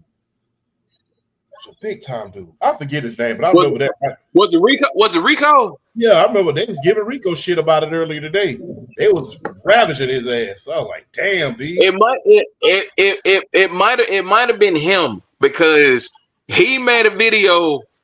This was after DJ Moore was traded to Chicago, and then Carolina picked up Adam Thielen, and with a straight face, he said Adam Thielen was better than DJ Moore, and I called him out on the shit.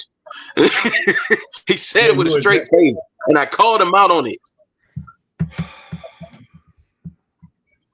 You know the whole meme that like Trump's tariffs need to affect podcasting. Yeah, bro. Everybody don't need one, bro. Everybody don't need a podcast. Everybody don't need microphone equipment. They just don't. Nope. That's how come I do my best not to have a microphone. They can't take away my mic that I don't have. Because my claim to fame before I met you was stitching, and I stitched people, and I called them out on their stuff. So if they said something that I absolutely didn't agree with, I let them know.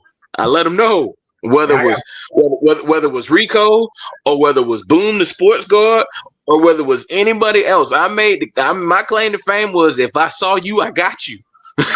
That was my claim to fame. I'm not gonna lie, BRF. I got checked by you one time because I never forget, and we was cool, and we cool. But I remember I got checked by you because after the David Carr trade. So I was like,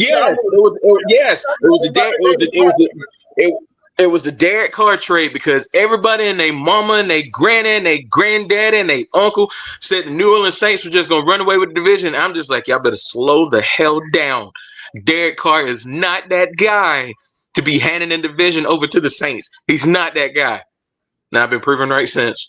But this is a very much of a tragedy, guys. I pray for that family, but like I stated, I would sue their asses up and down. Somebody got to go to jail at least for 20 years. I don't want to hear. I don't want to look. 5 years ain't nothing enough. And since we in Louisiana, somebody got to go to Angola for at least 20 years. I'm telling, hey, look. Somebody go to there better not be no administrative leave with pay. Somebody got to go. Exactly, to Angola. You need to get sentenced. You got to go to Angola, the very place you send the prisoners to. And if you don't know, look, you think alligator Alcatraz bad, you check out Angola. You know, just to be real, Angola ain't no damn joke. That's what he should be. That's whoever is involved should be spending their time in Angola. So, BRF, you didn't get a chance to do this. I'm going to go back on it because, like I said, you are one of the co-owners of the show. Oh, talking about the quick hits? Yeah, the quick hits, man. Who's your GOAT performer of the week? That damn Baker Mayfield getting on my nerve now, bro. That damn Baker Mayfield getting on my nerve, bro. He's an MVP candidate. I mean, 29 to 33 for 379 yards and 4 touchdowns. They getting on my nerve, bro. That man is an MVP candidate, legit to the core. And Emeka Ibuka is going to lock up Offensive Rookie of the Year by week 8. He's going to lock it up by week 8. 7 for 163 and a tutty. Like, dude. If it ain't LSU wide receivers, it's Ohio State wide receivers, bro. Like, that combination is lethal. Lethal. Baker Mayfield to Emeka Ibuka. That combination is lethal. But at the same time, though, shout out to Sam Darnold. Because Sam Darnold been balling out, too. And he had a hell of a game today, too. But, yeah, I would go Baker Mayfield and Emeka Ibuka for what they did and ultimately getting Tampa Bay that win to get them to Form 1. Baker Mayfield, I think right now, if you had a top 3 for MVP right now, it would probably be Josh Allen, Baker Mayfield, and I'm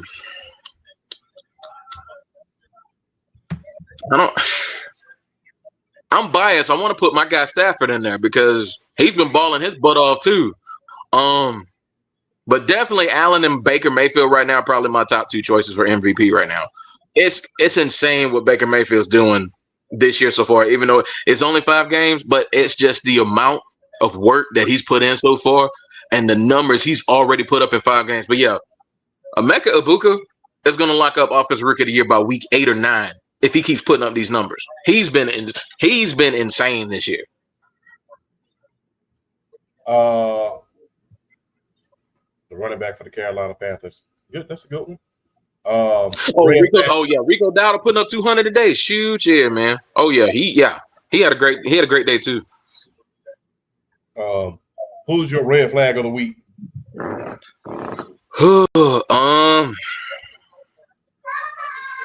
Red flag of the week. Surprisingly enough, it's not the Philadelphia Eagles because I mean Denver just showed up to play this week. So kudos to Denver for going into Philly and getting that win. Red flag of the week.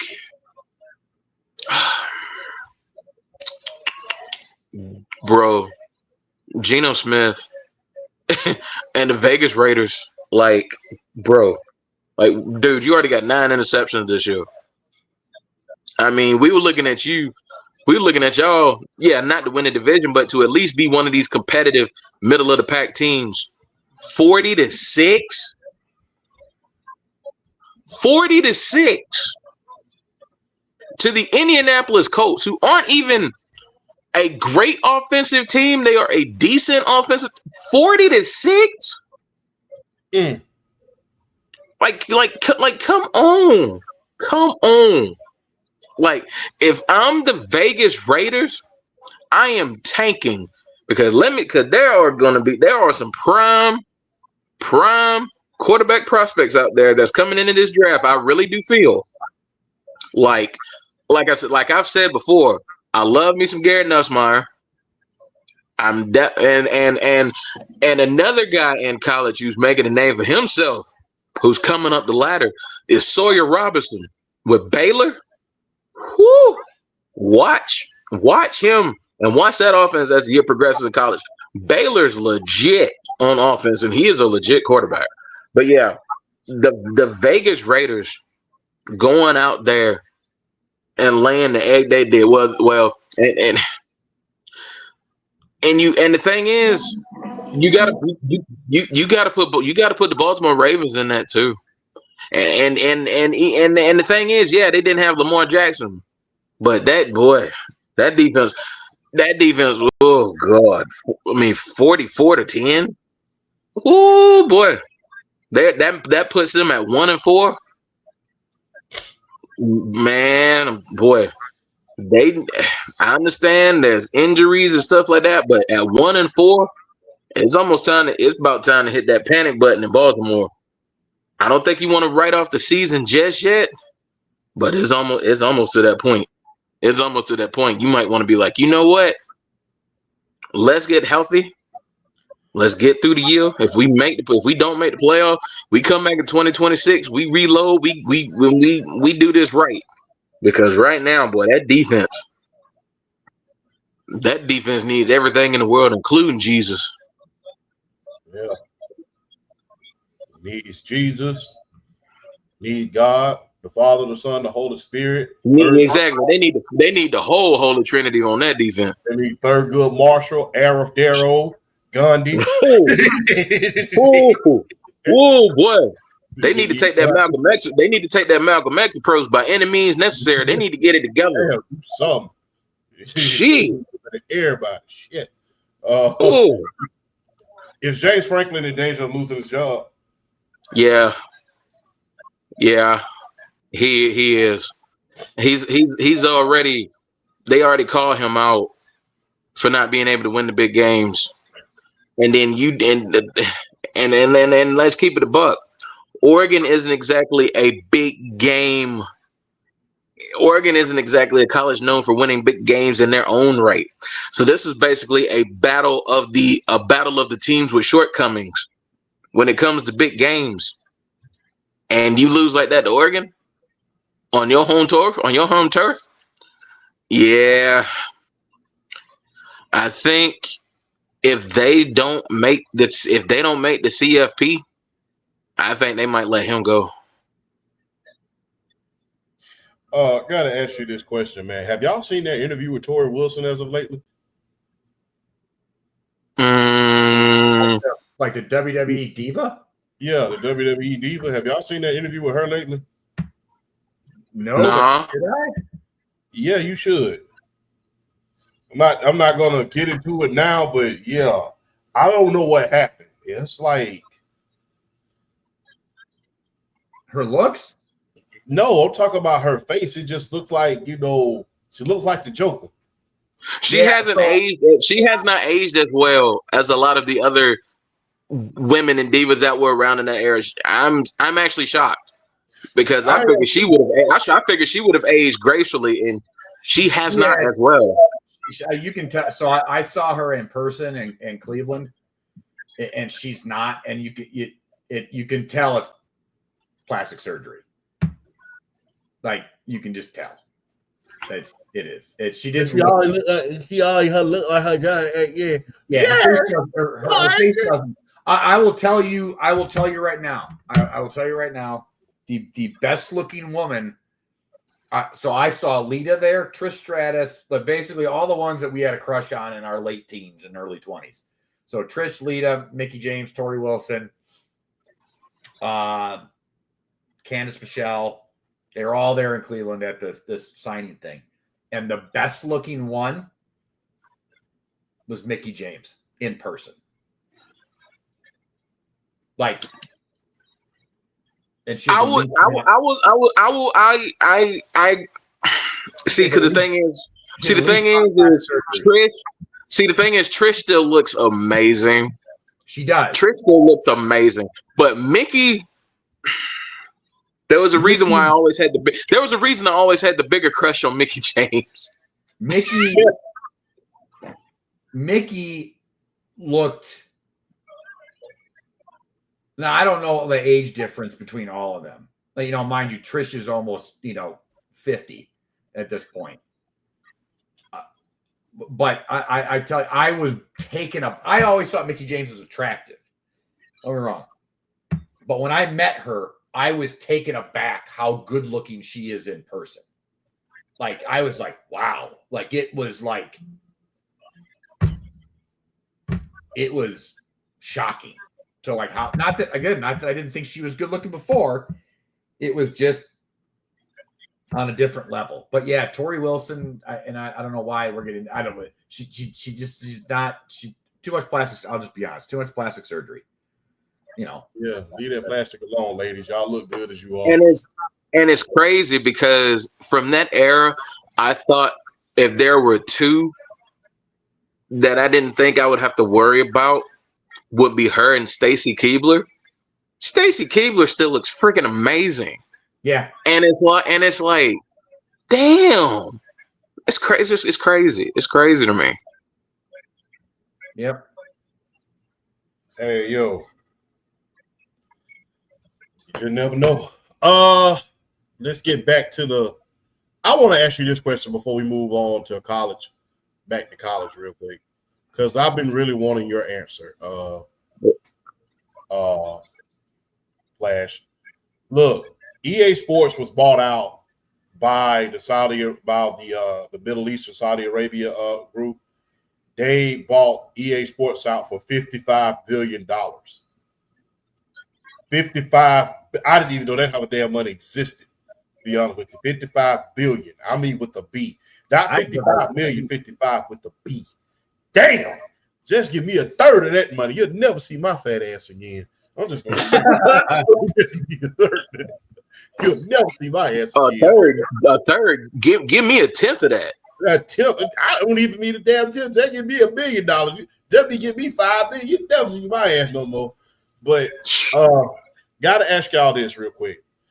Not only that, you see that the Saudi Arabia's group, they have had a lot of footing in boxing. You know, one of the promoters in boxing, to the point where I even asked, is Al Heyman, is he even promoting anymore? I don't know. I can't speak on that.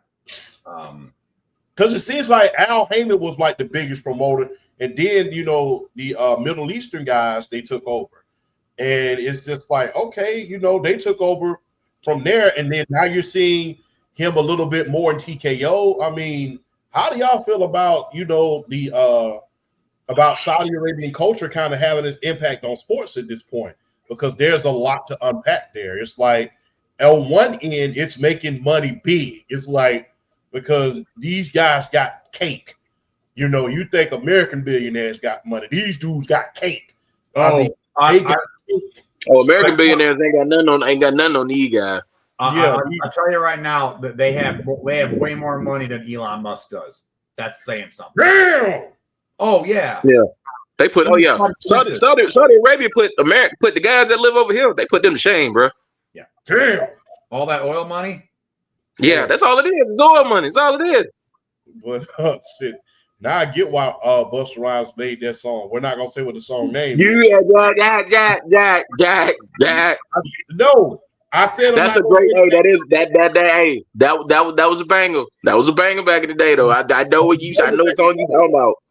Yeah. So a funny story about that. We actually had a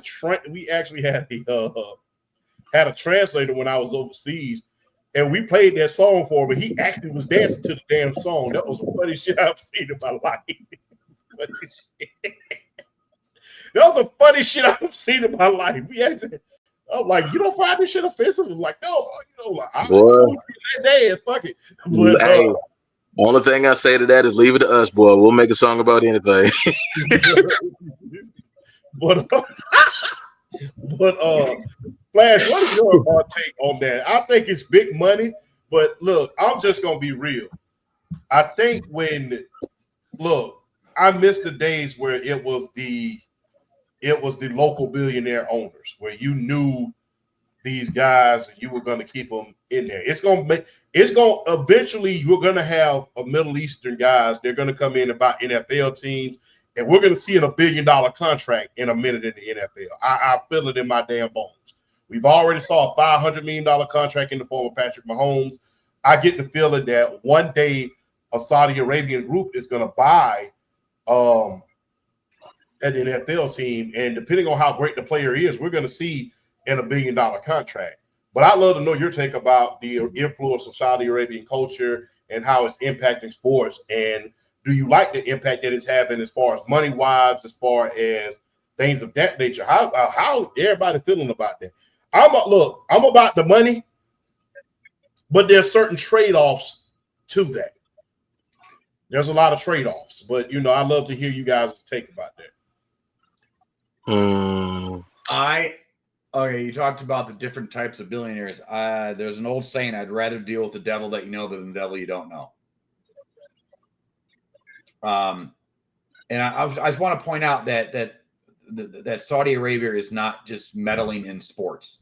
And it's not just EA Sports, but they have their hands in TKO. They have it in UFC, prize fighting. They have it in wrestling. We will never see.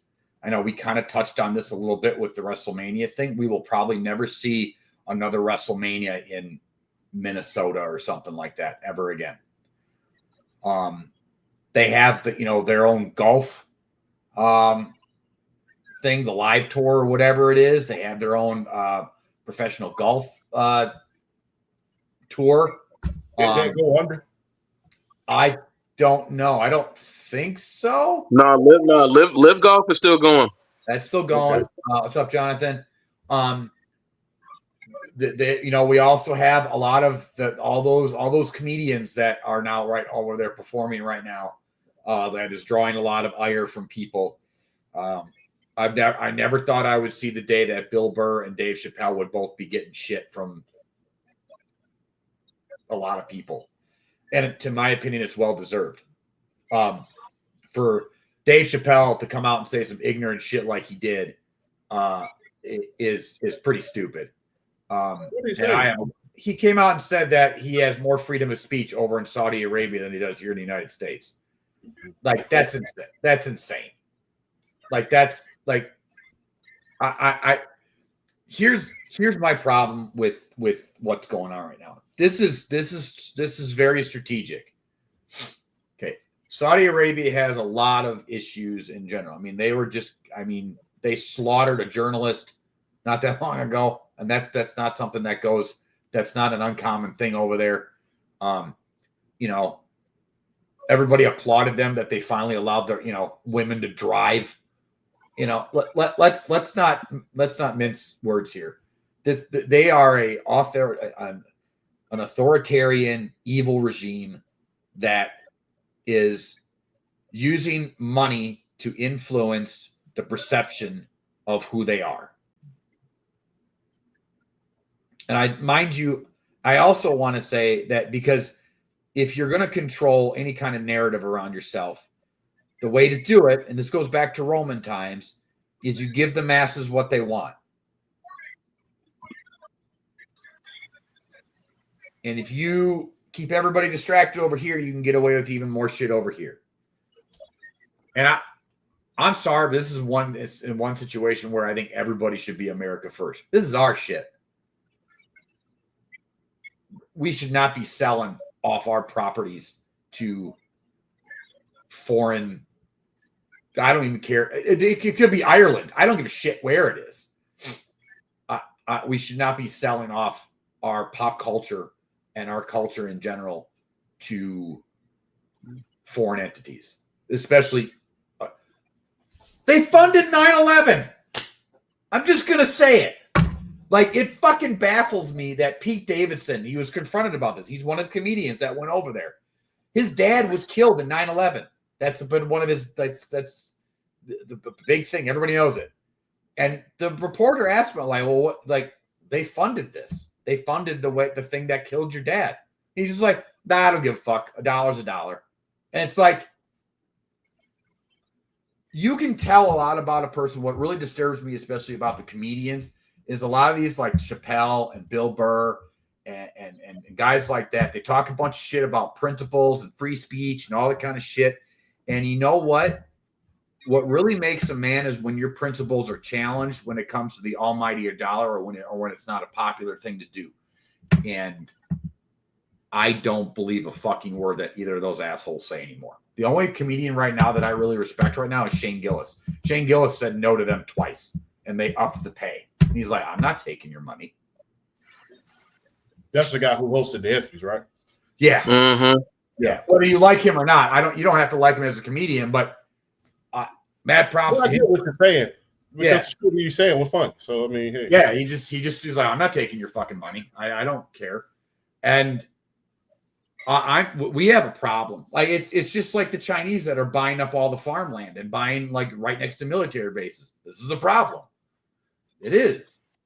Here's the other thing too. We are opening ourselves up to even worse propaganda than we already deal with on a daily basis from our own media, right and left. Let's make no mistake. It happens on both sides. So I'm not trying to single out one side or the other. I'm just saying we already have to deal with a bunch of fucking propaganda. Now we're gonna have to deal with it through our entertainment and video games.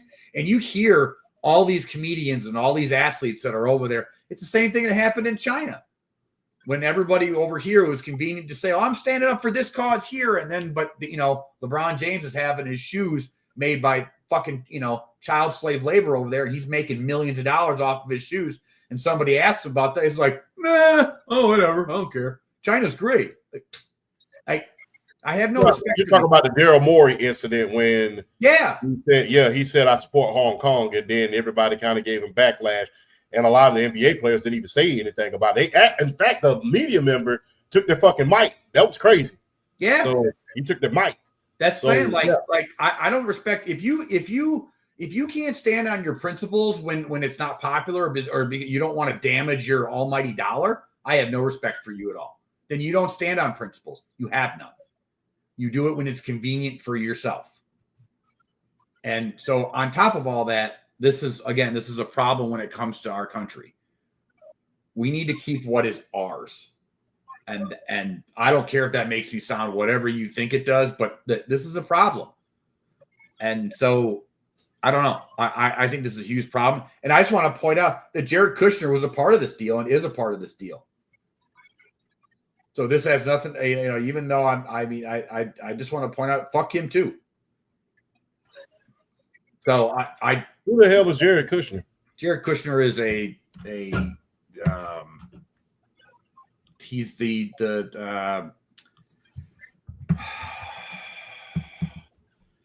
a senior advisor to President Trump. Okay. So I mean, he's his son-in-law. He's married to Ivanka. Ivanka, thank you. He's married to Ivanka. Married to Ivanka. Fuck him too. That's not very American first. I don't give a fuck. Fuck him too. Just because I voted for Trump. Okay.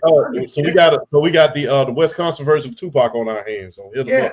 So that's not America first. Why the fuck? That's what fuck you, bitch, you fat motherfucker.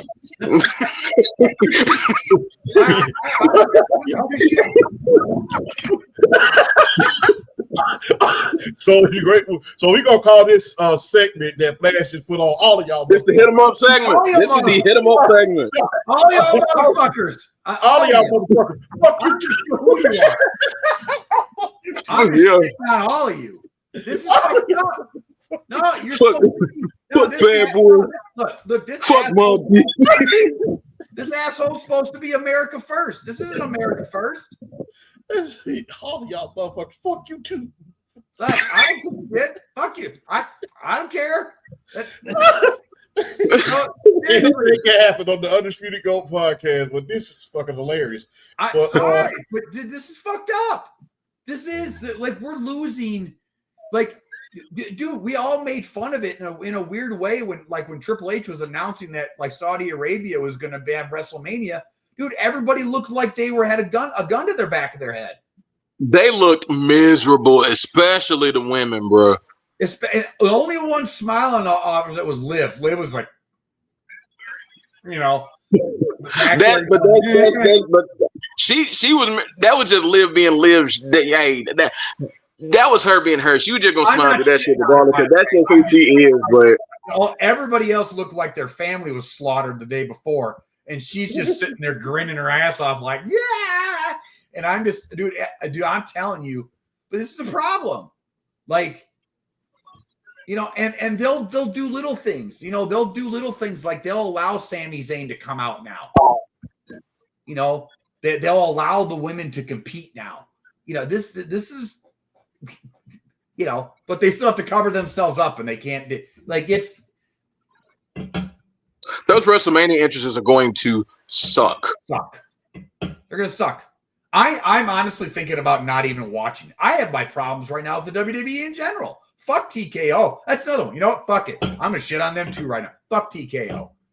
Fuck you. That CEO coming out and saying like, well, I don't give a shit about your family. We're just gonna charge it all to almighty dollar. Fuck you.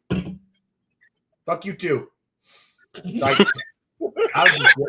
fuck you too. That's fine. Fuck you and damn. your mom. I wish wish I had a boombox. I wish I had a boombox and I had like an instrumental. I would have played the instrumental the whole time during this segment. I'm mad. I'm mad. Nah, I would have played the ether. I would have played the ether instrumental. I would have played it like straight up. I'm so mad, dude. I feel bad for my neighbor. I've been ranting and raving all weekend. Like even my daughter, we were over there. We got back from hockey practice, and I'm just ranting and swearing. And my daughter's like, "Dad, shut up." Now, mind you, she's 7. Hey man, look, I'm just gonna be real, man. My father was like that when I was a child, so I mean, hey, you know. But I'll say this. I'm just gonna be very, very honest. Like I said, the money's gonna go up, but I don't know with these corporations. I'll just be kind and say these corporations, these major corporations, I'll say, I don't know how family friendly these events are gonna become, how family friendly these games are gonna be, how within reach as far as these games or these sporting events are going to be. Because right now, here's how I feel about the sporting world. Outside of football right about now, which I'm hoping nobody touches that at this point. Outside of that, it seems like a lot of the sporting events is becoming it's no longer for us. And what I mean by us, I mean by the regular everyday man. I feel like it's no longer for us unless we watch it on television. Yep. And eventually, the way shit is going right nowadays, hell, it costs. Look, I'm just gonna put my business out there. Shit, to watch everything that I love to watch, it costs me $150 a motherfucking month in order to do that. Because I have, look, I'm just gonna be real. I have Sling, I have the WNBA League Pass, I have Premium ESPN. I mean, it costs about the same as much as cable. Then you got to pay for the Wi-Fi in order to power up that shit. So yeah, it's really concerning. I still ain't got the Premium ESPN yet. I still ain't got that yet. Fuck ESPN too. Well, shit. Why don't you just call me? You can use mine. Shit. You know what? I'll do that because I'm not because I ain't paying. I'm not paying for it. I mean, I'm not. I just do that because I'm not paying. And then I gotta pay for. Then everybody everybody in my clan watch Peacock because you know all the Love Island, which I still ain't watched that damn show as of yet. And if you watch wrestling, you still gotta have Peacock to watch the NXT pay-per-views. Yes, get a VPN, everybody. So right now, do what Stephanie said. Get a VPN. So I'm telling you, just get a VPN. And they were not happy about that too. No. So and it goes back, like I said, it looks like the live events. Like I said, TV has always been for us. And what I mean by us is for the people who are watching, who are going to spew some stupid ass propaganda. I mean the everyday man who goes to work every day, who takes their lunch bucket to work, whether they're blue collar, white collar, or whatever collar you really are, or you're a gray collar, which means you're in the minefields. If everyday man is being cut out of these sports. I mean, it's like now you can't go to a WWE event. It's like basketball tickets are sky high. I mean, the only two sports that are really like, hey, if I want to treat my kids to a good time and still keep some money, I can take it to a baseball game. That's like $20 to sit up in the nosebleed seats. Yeah, sit up in the nosebleeds. You sit up in the nosebleed seats. And hell, I remember I remember there was a time. Look, I'm just gonna be real. If you remember back in Atlanta Stadium, back when they would sit in the dome, I remember back in Atlanta Stadium, they used to sit in the middle rows. They used to cost $40 a ticket. I know that because like when for our football banquet, we went like 6 and we looked six. Back in middle school, we went like 6-1 that year and lost in the city championship. I never forget, as part of our banquet, as our reward, we paid $20 and they gave us, and the Hawks organization gave us a discount, and all the tickets were $40. You could sit like in the mid-range row. And that's the first Hawks game I ever went to. And that was back when we got Mutombo. So yeah, that was back when we had Mutombo. So like I said, even back then you could you had yourself you could have yourself a decent little time. And like I said, my dad sent me up to the game with like $40, and he's like, hey, spend it how you want to. And pizza was only like $5. But it's like slowly but surely, these sporting events have become the richest playground. It's like you really can't. The everyday man who goes to work every day, you really can't afford the shit no more. And it's just like it's getting to a point where it's just like you're pricing out the everyday man.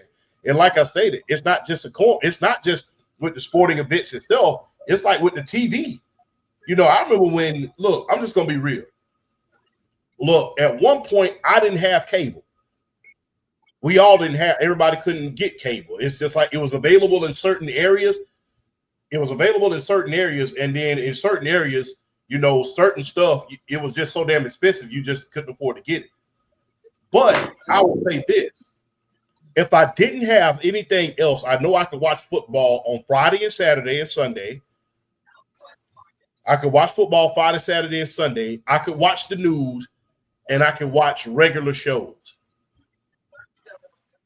I knew that I could watch those. I knew that I had football. I knew that I had cartoons in the afternoon and once a week on the weekends, and I had football all weekend long. Now I feel like that's being taken away by streaming and by these major corporations. I'm just being real as far as sports are concerned. And it's just like, well, damn, if y'all gonna do all that, we just should have stuck with cable. And now cable's not even cable anymore. You know, now, you know, with Wow, I don't know if people use Wow. You know, Wow, who used to be a cable company, now they're partnered with YouTube TV. Yep. Yeah. So it's just like slowly but surely, to Flash's point. And like I said, I'm taking the PC route. It seems like the everyday man is being priced out of sports at this point. And the same thing that's happening in Vegas. The same thing is happening in Vegas. It's like there's nobody in Vegas right about now. It seems like Vegas is dying because they priced out the everyday man. You know, it's just like it's crazy. You can't save. That's the thing. Like you know, again, I said this on the show I don't know, last week, the week before. Like if you make $76,000 a year, that's not enough anymore. That's fucking nuts. You're living paycheck to paycheck. Like that's a problem. And now again, you know, we're seeing this all over. You can't afford anything anymore. And so I'm telling people straight up, listen to Stephanie McMahon, get a VPN, start pirating shit. Fuck these corporations. Screw them. All right. We're all old enough to remember like Share Bear and shit like that, right? Back on that one. My Casa, all types of shit. That's the thing, is all the people that grew up with that, they're the adults right now that are making the money. You want to keep pushing us to shit like that? All right, fine. We'll find a way. You might not necessarily like it, but we gonna find it. They don't like it, but but you know, but I don't care. You may not like it, but you can't. That's the thing. Like, you know, you have all this stuff like they're trying to outprice everybody and stuff like that. And now AI is taking over this and taking over that. At some point, nobody's going to be buying. It's just going to be, look, it's just going to be a bunch of rich, stiff MFers. Fucking, you know, just everybody's got a thumb up their ass, you know, just sitting around and they're clinking, and then they're just going to be in there. Look, George Carlin said it best. It's a big club and you're not invited. And it's becoming more and more of that. That's fine. We'll find our ways. And you know what's sad too is, you know, sports is one of the things that used to bring everybody together. You could be from different backgrounds, different cultures, different races, different sexes, and sports is one of the things that was a common denominator. And now they're trying to take that away from them. Do you think social media ruined that as well, to your point earlier? No, not yet. It will, though. Not just on a social media level, but it will. And besides the fact that, like, we won't be able to enjoy it because everything's just being priced out. You know, like I said, $100 a month, that's a lot of damn money in order to keep Peacock, Sling, ESPN Premium, because I want to watch my Disney movies. I mean, I'm still a big ass kid. I still want to watch The Lion King whenever I get whenever I have a bad day. So, Yeah. but yeah, it's getting ridiculous. I mean, and you don't own anything anymore. No. You don't own it. It's just it's basically Blockbuster all day. Yeah, you're renting. I look. I was very thankful, like when digital media became a thing, because the amount of DVDs and Blu-rays that I was starting to have and video games, I didn't have space for it all. So I was like, oh, thank God. But now you don't own it. You don't own it. You rent it, and the more and more that becomes a thing, the less and less control we have as a populace. So I'm imploring you right now: start buying physical media. Or you can start bootlegging again. Start bootlegging again. What's up, Share Bear? How you doing? Yeah, Napster. Come on back. Yep. So, let me see if that still exists. Napster. Hold on. I'm sure it does on some level. On some level, it probably does. Let me see if Napster still exists, because I remember there was a huge lawsuit about that. Yeah.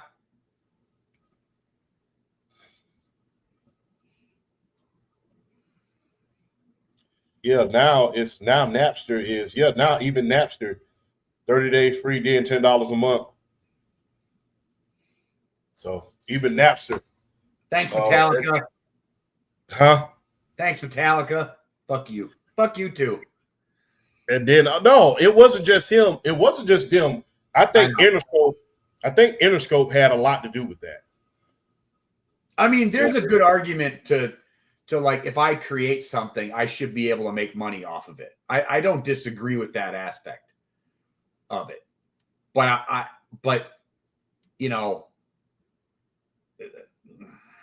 it's like, there's a line. Again, there's a line. I agree that ESPN and Disney and everybody should be able to make all the money in the world that they want. That's fine. I have no issue with that. But when you are getting to the point where you are, and this is a funny thing, like, and it just doesn't matter what side of the aisle you fall on either. Like, everybody's starting to get to the point, like, everybody, including conservatives, are like, this shit's getting out of control. I mean, people are losing their, not to get political on here. I hate politics, because motherfuckers is losing their goddamn forms. I mean, and these corporations are buying them up, just being real. I mean, it's like, I don't know, man. Sometimes I don't know about it. Sometimes I really feel like that we're just being sold down the river for corporations. And I really feel like Skynet is on the way. Or Wall-E. And I really think that I really think that the Terminator movie was more of a prophecy than it was a movie. Like my father always tells me, the enemy always telling you its secrets. They just don't think you're listening. So it's just like, because robots ain't gonna ask you questions about no raise. I've always said that the two biggest things that the fear that I had coming out of COVID and during COVID was the readiness of people to give up their freedoms for a little bit of comfort and a false sense of safety or convenience. And we're seeing that now. We're seeing it in the UK right now. Now they want to institute a digital ID now. And almost 3 million people signed that petition to be against it. And the UK government, Kyren Starmer, the PM, was like, literally came out and said, I don't give a fuck what you guys want or don't want. We're doing it anyways. And it's all in the guise of, it's for your safety.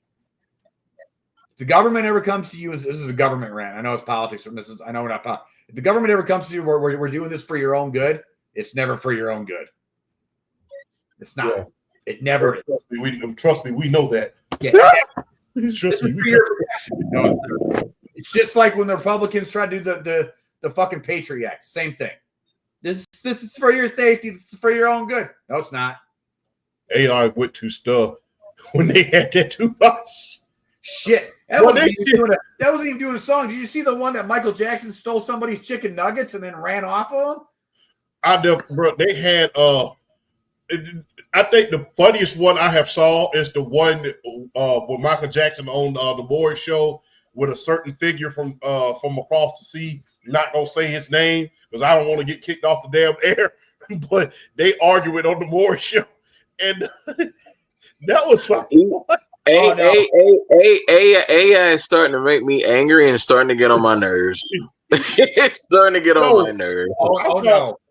Okay, the most effed up one I saw. So I sent in the chat the one with Chris Benoit coming down the aisle. Okay, so there was a follow-up to the one of him coming down the aisle and making his return. I saw one literally like an hour before I was scrolling through TikTok, and there's one of him in the ring, and the devil is talking to him and saying, "All right, Chris, we got to go back now." And he's like crying and saying no. And I'm oh no, yeah. I'm not gonna lie to you. I think stuff's getting weird. I'm not gonna lie. I saw one where a Cat in the Hat had broke into this dude's house, and the dude just had a shotgun. He shot shit out of him. I saw that one too. That one was kind of funny. He said, and I never forget the Cat in the Hat got shot. He said, "Oh shit, that was loud. You could have at least." Hold on.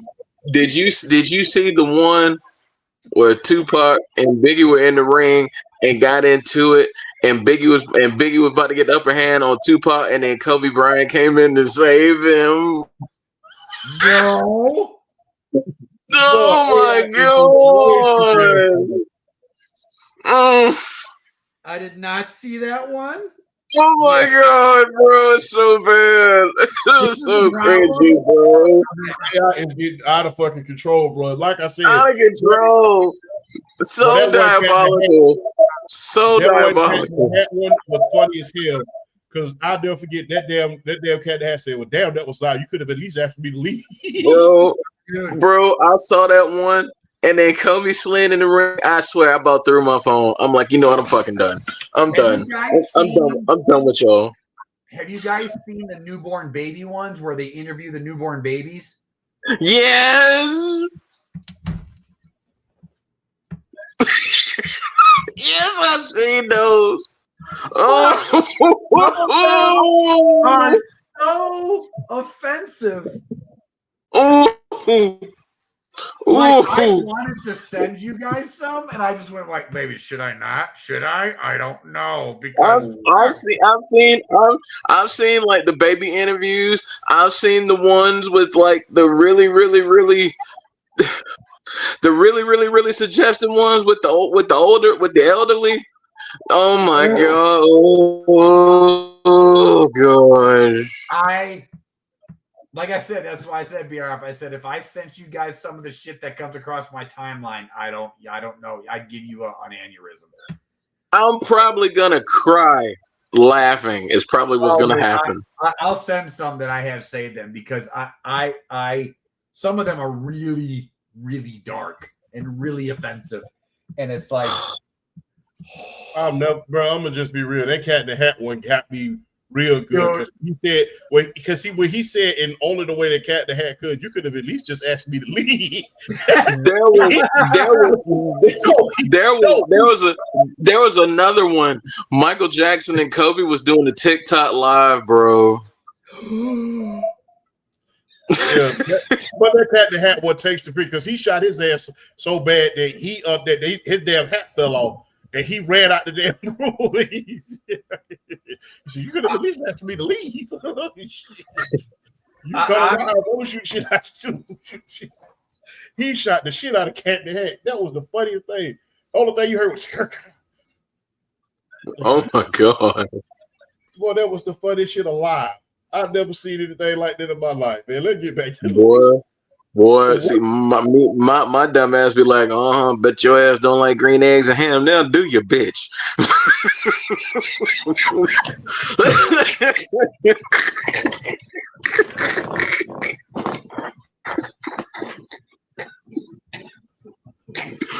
Oh, Jesus Christ.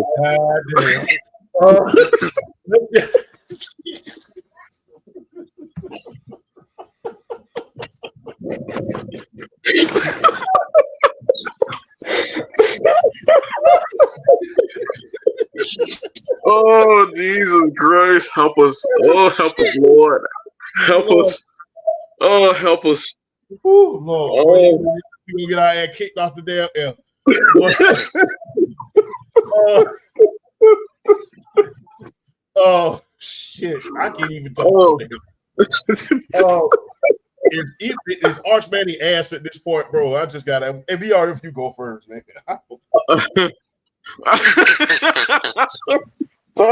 Oh Jesus. Okay. While I while I wipe away the sweat and shame off my forehead for laughing so much during that last segment just then, I don't want to rush to say he's like a bad quarterback because I do still think he's playing injured. It's just a lot of the decisions that he's making. It's not does not coincide with a guy who's been in the system, who's been, regardless of whether he's been playing or not, he's been in this system now. This is second year in the system. He should have a good understanding of how to run it, understanding the schematics of it, understanding where he needs to go with the ball, understand how he needs to throw the ball. And I mean, and even if he's playing injured, like I don't know. Like that's why when we were doing all the hype for him, like pre-draft, talking about everybody was talking about, trading up to get him, and I was just like, man, can we it finally got to the point where I was like, man, can we pump the brakes on Arch and let's see him play before we rush. I got to give you props on that because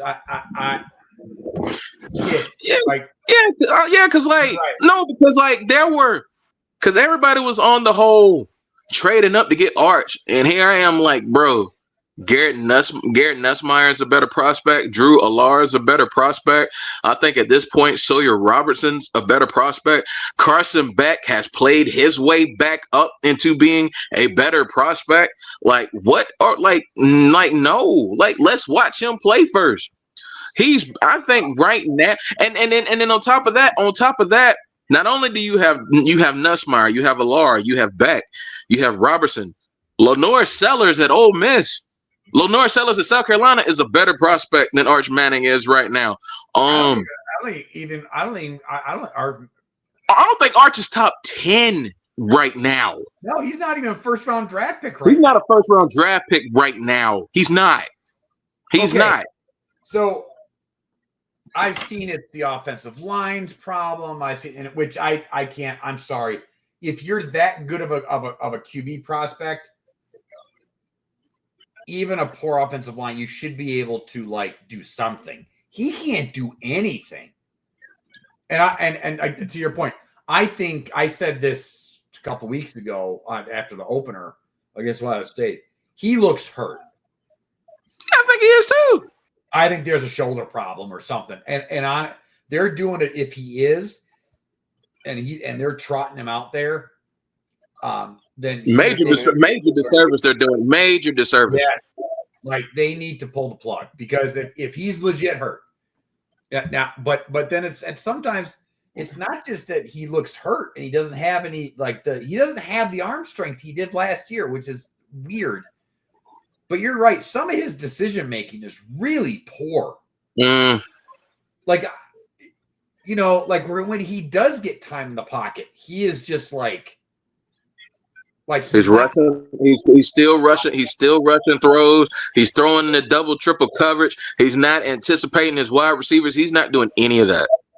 No, and I'm not sure why. Because and you were 100% right on the fact that we need to pull the reins back a little bit on Arch Manning being the second the second coming. Fucking A. I mean yes, but bad also. I just want to say my Patriots are looking fucking good tonight. If I was dating Cardi B, I'll be looking good too. Crap. Oh God! Everybody was talking about the Falcons next week playing the Bills on Sunday night or Monday night, whenever they're playing. We were going to be the first team to beat Buffalo. New England's like, hold my beer, okay? Slow your roll. The offense, the offense is. All right. Okay. I wasn't a Drake May guy, but let's see. Hey, anyway. I told you, man. I like Drake. I told you. I like Drake, man. I'm just not sold yet. I'm spoiled. I got Tommy touchdown. So I understand, and you have every right to be spoiled. But Drake May, I didn't like him as much as other quarterbacks coming out, but I didn't like him as much as other people like trying to. I didn't think he deserved that much hype, but I did feel like I did feel like his skill set would translate pretty good to the NFL level, and so far, it has shown to translate pretty well at the NFL level. It is. I just haven't seen like it all put together yet. You know what I mean? And so I'm not really. I'm starting to come around on him. I'm rocking my Patriots stuff tonight, so I'm starting to come around. So I just want to keep getting better every week to week. I don't know. I did back to the Arch Manning thing. You know, I will say, as much as you were right about let's pump the brakes a little bit. If he's not hurt, this is surprising. You can't tell me that's not like that. Oh yeah, I didn't think. Oh yeah, I did not think if he's not hurt, I didn't think he was gonna be this bad. No, this is surprising me. If he's not hurt, if he's not hurt playing like this, oh yeah, I wasn't expecting this at all. You know, I wasn't expecting like Heisman Trophy numbers this year, but I was expecting, you know, good enough numbers to build into next season. If he was going to stay, I was expecting good enough numbers to build into next year to him ultimately being the favorite to win the Heisman. I wasn't expecting Heisman numbers this year, but I was expecting good to great numbers. But this right here, nah, I wasn't expecting this at all, especially if he's not hurt. Yeah, this is surprising. No matter what you thought of him as a prospect, like at the very least, like, you know, the way he was looking and the way he played last year, and you thought he would progress even more, that, you know, he's at the very least a top 5 pick at least, and it's just not. Like I said, he's not even a first-round draft pick right now. Like I don't. No. Yeah. I'll put it this way. This sounds strange right now, but if you would have asked me, like, is Shedeur Sanders a better prospect or Arch Manning, where Arch Manning is right now and where Shedeur was coming out, I would have said Shedeur. Oh yeah. Oh yeah. Most definitely. Because at least with Shedeur Sanders, people can talk about him all they want. He's still in the pro style offense, still running that offense to very high capability for putting up big numbers. Yeah, and he's making plays. Now I know now you could argue his competition was way less than what Arch is facing. That's fine. But still, like, his offensive line was way worse than Texas's offensive line. Like, way worse. 10 times worse. Way worse. Like, at some point, like, again, I understand that as a quarterback, and, you know, because Champ always said this too, you know, if you're on your back, it doesn't matter how good of a quarterback you are. You're right. But, and also at the same time, if you're a great quarterback, you should be able to do something. I'm not saying you got to be perfect, but you should be able to do something. And he can't do anything. That's bad. And one of the biggest things that he was getting the hype on was he's a Manning with athleticism. Yes. And he's not even really using that to help him make plays outside of the pocket. If anything, he's running himself into bad decisions. Yes. Yeah. So it's getting bad. Little side note, I love these Buffalo Bills uniforms, by the way. I do too. They are so fire. They are slick. I wouldn't want them to go to them full time or anything, but boy, do I like them though. All these girls excited. Ooh, now, and I will say this for the game next week between Buffalo and Atlanta. I think they're both going throwbacks. Oh, please do. I think they're both going throwbacks for that game. I gotta say, Tampa Bay needs to go to those creamsicles at least half the time. I like those creamsicle uniforms. Oh, they're amazing. When we was kids, they used to get a bad rap, but now it's like now with the modern, not with the modern helmets and modern jerseys and stuff, it looks so much better. Also, Seattle needs to go back to the original 80s. Yeah, the Cortez Kennedy. Yes. Yeah. Yeah. They need to go back to that too. Yeah, I like that. Yeah. Anything you want to add, BRF? I do. Now, this is what I say for Arch. I do think I want him to salvage this though, because I definitely still think he's got hella potential to make something of himself. Because I'm with Flash. I personally think he's playing through a shoulder injury, and you've even seen it on some of the highlights. Like there was one highlight in particular. I think it was a home game. They won it was against, it was a cupcake, and they won the game by a pretty healthy margin. But you could see on one of his throws where he would go to throw and his face just winched. And it's like, quit trotting this man out there if he's playing with his bad shoulder. Yeah, and it could be something that's like some small cartilage damage, so he can't throw the ball normally. Like his delivery, his like throwing motion looks different. Like it's real. It's like he's compensating. What? It's like he's compensating. Yeah. Yeah. So I hope they just say he's hurt and then have him rest or get surgery or whatever. I don't know. I just because I want to see the kids succeed. I want to see a Manning with athleticism. Yeah, exactly. So let's figure this shit out. But yeah, that's kind of my final thoughts on that. Need some. Hey, I want a lot of things. I want Louis the 13th for all of us, but we ain't gonna get it then. But a last question, real quick, before we go into something else. Is John Harbaugh in danger of losing his job? No. Nah, I wouldn't see because it's kind of like I feel like him and Mike Tomlin at this stage right now are kind of in that tier where it's like, something's going wrong now. See, now we got you. Slow down, just slow down. He's dealing with hella injuries right now. And they're gonna I know people are gonna rag on him for losing 44-10. They are hurt. Lamar did not play, and that was one of the things I argued as far as when people would be like, well, if you look at Baltimore and you look at Buffalo, like at least with Baltimore, they have enough of talent there. If Lamar sits, they could probably still win some games. And I'm like, I don't think they're as good as you think they are without Lamar, bro. No quarterback is going to come in and run that. No quarterback is going to come in and be able to run that. And even if you say, okay, just don't come in and mess up, you still have to run that offense to a certain level to really you're not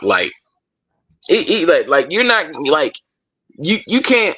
Lamar is just a different type of animal when it comes to trying to scheme against him, trying to scheme your defense, trying to come up with a game plan, draw up defenses to play him on Sunday. Like he's still a different animal.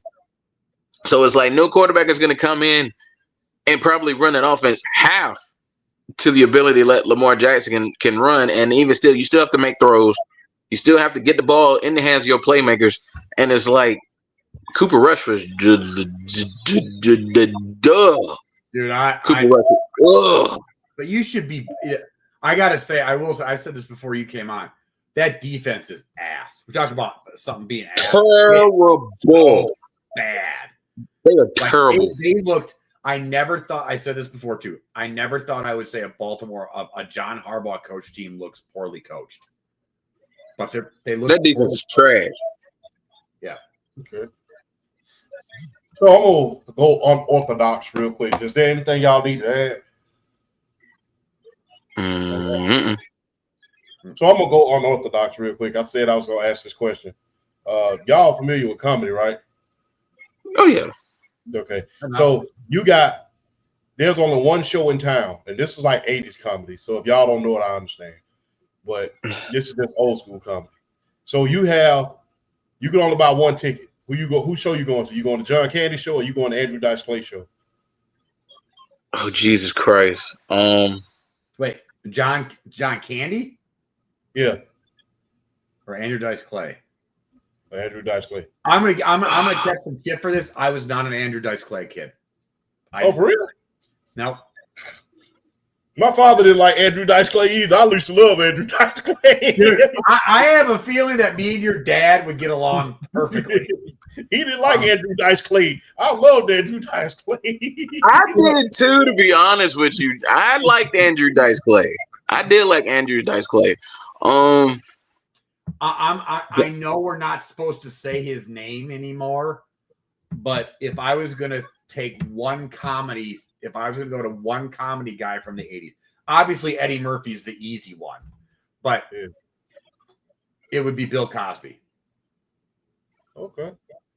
Like if we're going one, either that, and I know this is more 70s than 80s, it'd be either Bill Cosby or Richard Pryor. Okay. Yes. Yes. Those would be my two. Yes. Look, I know Bill Cosby is an evil person, but Bill Cosby himself is still one of the best stand-ups of all time, period. Yeah. And so I will hammer that home. And also the fact that Richard Pryor is it would be one of those two. Yeah. I'll throw another name in there. That I don't think gets the. Just to pick one. It'd be John Candy if I was picking the two. I would probably go John Candy too if I was picking in between the two. But to put another name in there, who I really feel like should get his flowers and doesn't get his flowers, I would go to a George Carlin show. Oh, George Carlin was freaking. Oh my gosh. George Carlin in his heyday was like Jesus, freaking great. Patrice, God rest his soul. Patrice O'Neal, yes. Patrice O'Neal, absolutely. I know I just shit on the two guys before, but I would love to. I mean, regardless of how I feel about them right now, taking the Saudi money, like I would love to have. I don't smoke cigarettes anymore. I haven't in a long time. But I would love to have a cigarette and a drink with Chappelle. Like, just to hear him tell stories. Like, that's it. But from back in the day, dude, I would love to see Richard Pryor live. That would have been Richard Pryor, George Carlin. My favorite growing up, because I saw him more than anybody else because of Def Comedy Jam, was Martin Lawrence. Martin Lawrence is so underrated. Underrated. He was so good. Good. He was. And then early Chris Rock. I'm talking mid-90s Chris Rock. Yes.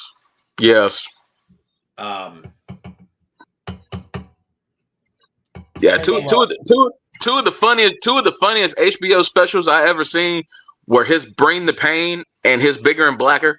Two of the funniest HBO specials I've ever seen. Yes. Right. Yeah. But if you had to ask, yes, definitely John Candy would have been the pick out of the two. I would go with John Candy between those two too, though. If I had to choose one, I would go John Candy too, though. Because I love John Candy. Anything John Candy was in for the most part as a kid, I love John Candy. Like, he is one of those entertainers that was taken from us a little too early, and it's I love John Candy. Yeah. So that would be my one. This total. I'm doing a complete whatever. Dude, I would have, if I was a Buffalo Bills fan, every time Josh Allen would take off from the pocket, I would have a mini heart attack every single time because I watch him run and I'm like, oh my god, he's gonna get hurt, and he hasn't yet. Knock on wood. But I would just have a mini heart attack every single time that kid got out of the pocket. That's how come I keep saying. What do I keep saying? BRF. What do I keep saying? Stop running him and run James. Yeah. Like, use James Cook. Exactly. Look, I would tell Josh Allen if I was him. Look, you run that ball more than 5 times a game. That's 10 laps. Just save it for when you really need it. So I understand that's a part of his game, but I don't want you getting hurt. I mean, like I said, I call Josh Allen to me is kind of like the Dan Marino, John Elway of this generation. He does so much with so little. And it's just, it scares me when he runs. It's like, man. Plus, Lamar Jackson, he's more of a finesse runner. Josh Allen's a damn bruiser. He thinks he's a damn running back. Like, he just doesn't know when to quit. Like, stop. I'm serious. Lamar, he knows when to slide and stuff like that. It's like, let me slide. Yeah, he's gotten better about that. Yeah, he got better finesse. He has better presence. He knows Josh Allen, he thinks he's a damn running back. Stop. That's enough. Like Lamar learned how to protect himself. Yeah, Josh Allen, he approaches it with reckless abandon. That frightens the hell out of me. It's crazy. So, one last question and then we'll end the show. You could be a guest on any late night show. Which would it be? The Arsenio Hall show, Jay Leno, or Jimmy Kimmel?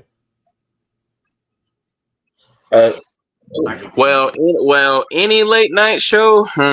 Wait, any ever? Any late night show ever. All right, I got 2. Yeah. I would want to be on Arsenio Hall or Craig Ferguson. Okay. I like Craig. Yeah, I do like Craig Ferguson. Watch Craig Ferguson with the ladies, and you will fucking pee yourself. He is. Oh my gosh.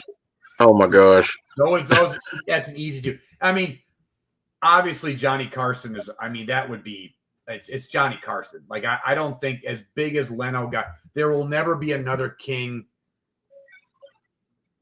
of late night TV. Like I think Letterman and Leno got close, but Johnny Carson will always be the benchmark.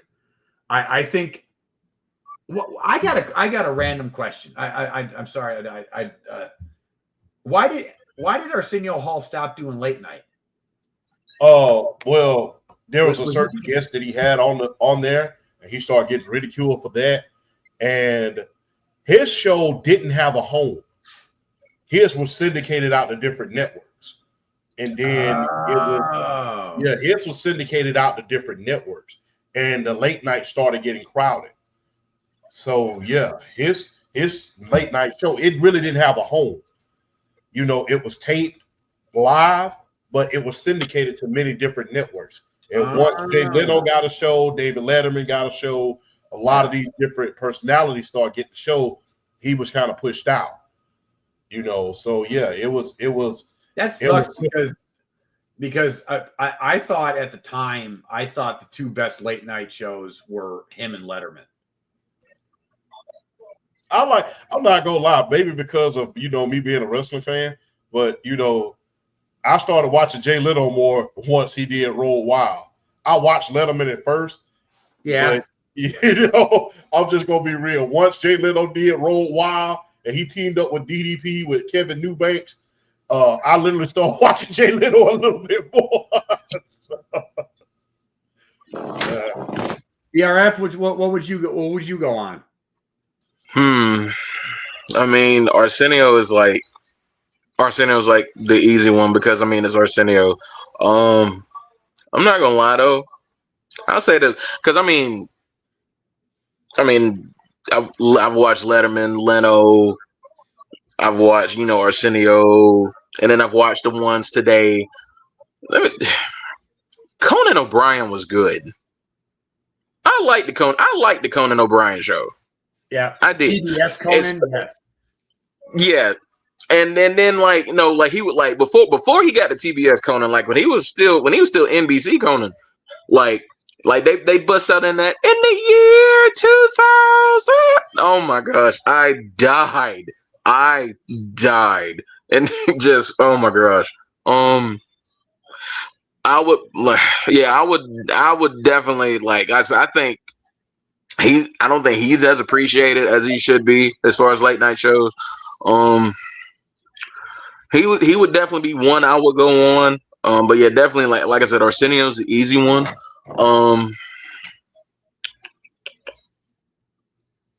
Trying to think anything. I would probably also have to say like I think just off of like yeah, I was watching Leno even before he did the even before he did the WCW stuff. I think I watched Leno a little more than I did Leonard Letterman at one point, but I was watching him a little more. I don't know why, but I just felt like in a given week, I felt like Leno's guests for some reason were just more like I don't know. I felt like his guest list through the week. I don't know, just kind of more like my like kind of like relatable, more my style. But I will say this though, Letterman was like I didn't think David Letterman could be as funny as he was. I didn't think he could be that funny. Dave Letterman shocked me at times, like as funny as he could be. If I had to pick one though, if I had to pick one, well, I mean, just because, I mean, he was one of my favorites anyway. And then one of my favorite movies of all time is Coming to America still to this day. So I mean, come on, man. If I'm gonna pick one, it's probably gonna be Arsenio. Just because like the vibe and just like just everything about the show, like it was kind of, I wouldn't necessarily say edgy, but it was like more of like just kind of like a kind of like getting away from the grain a little bit and just definitely I would, if I had to pick one, probably Arsenio Halls to go on.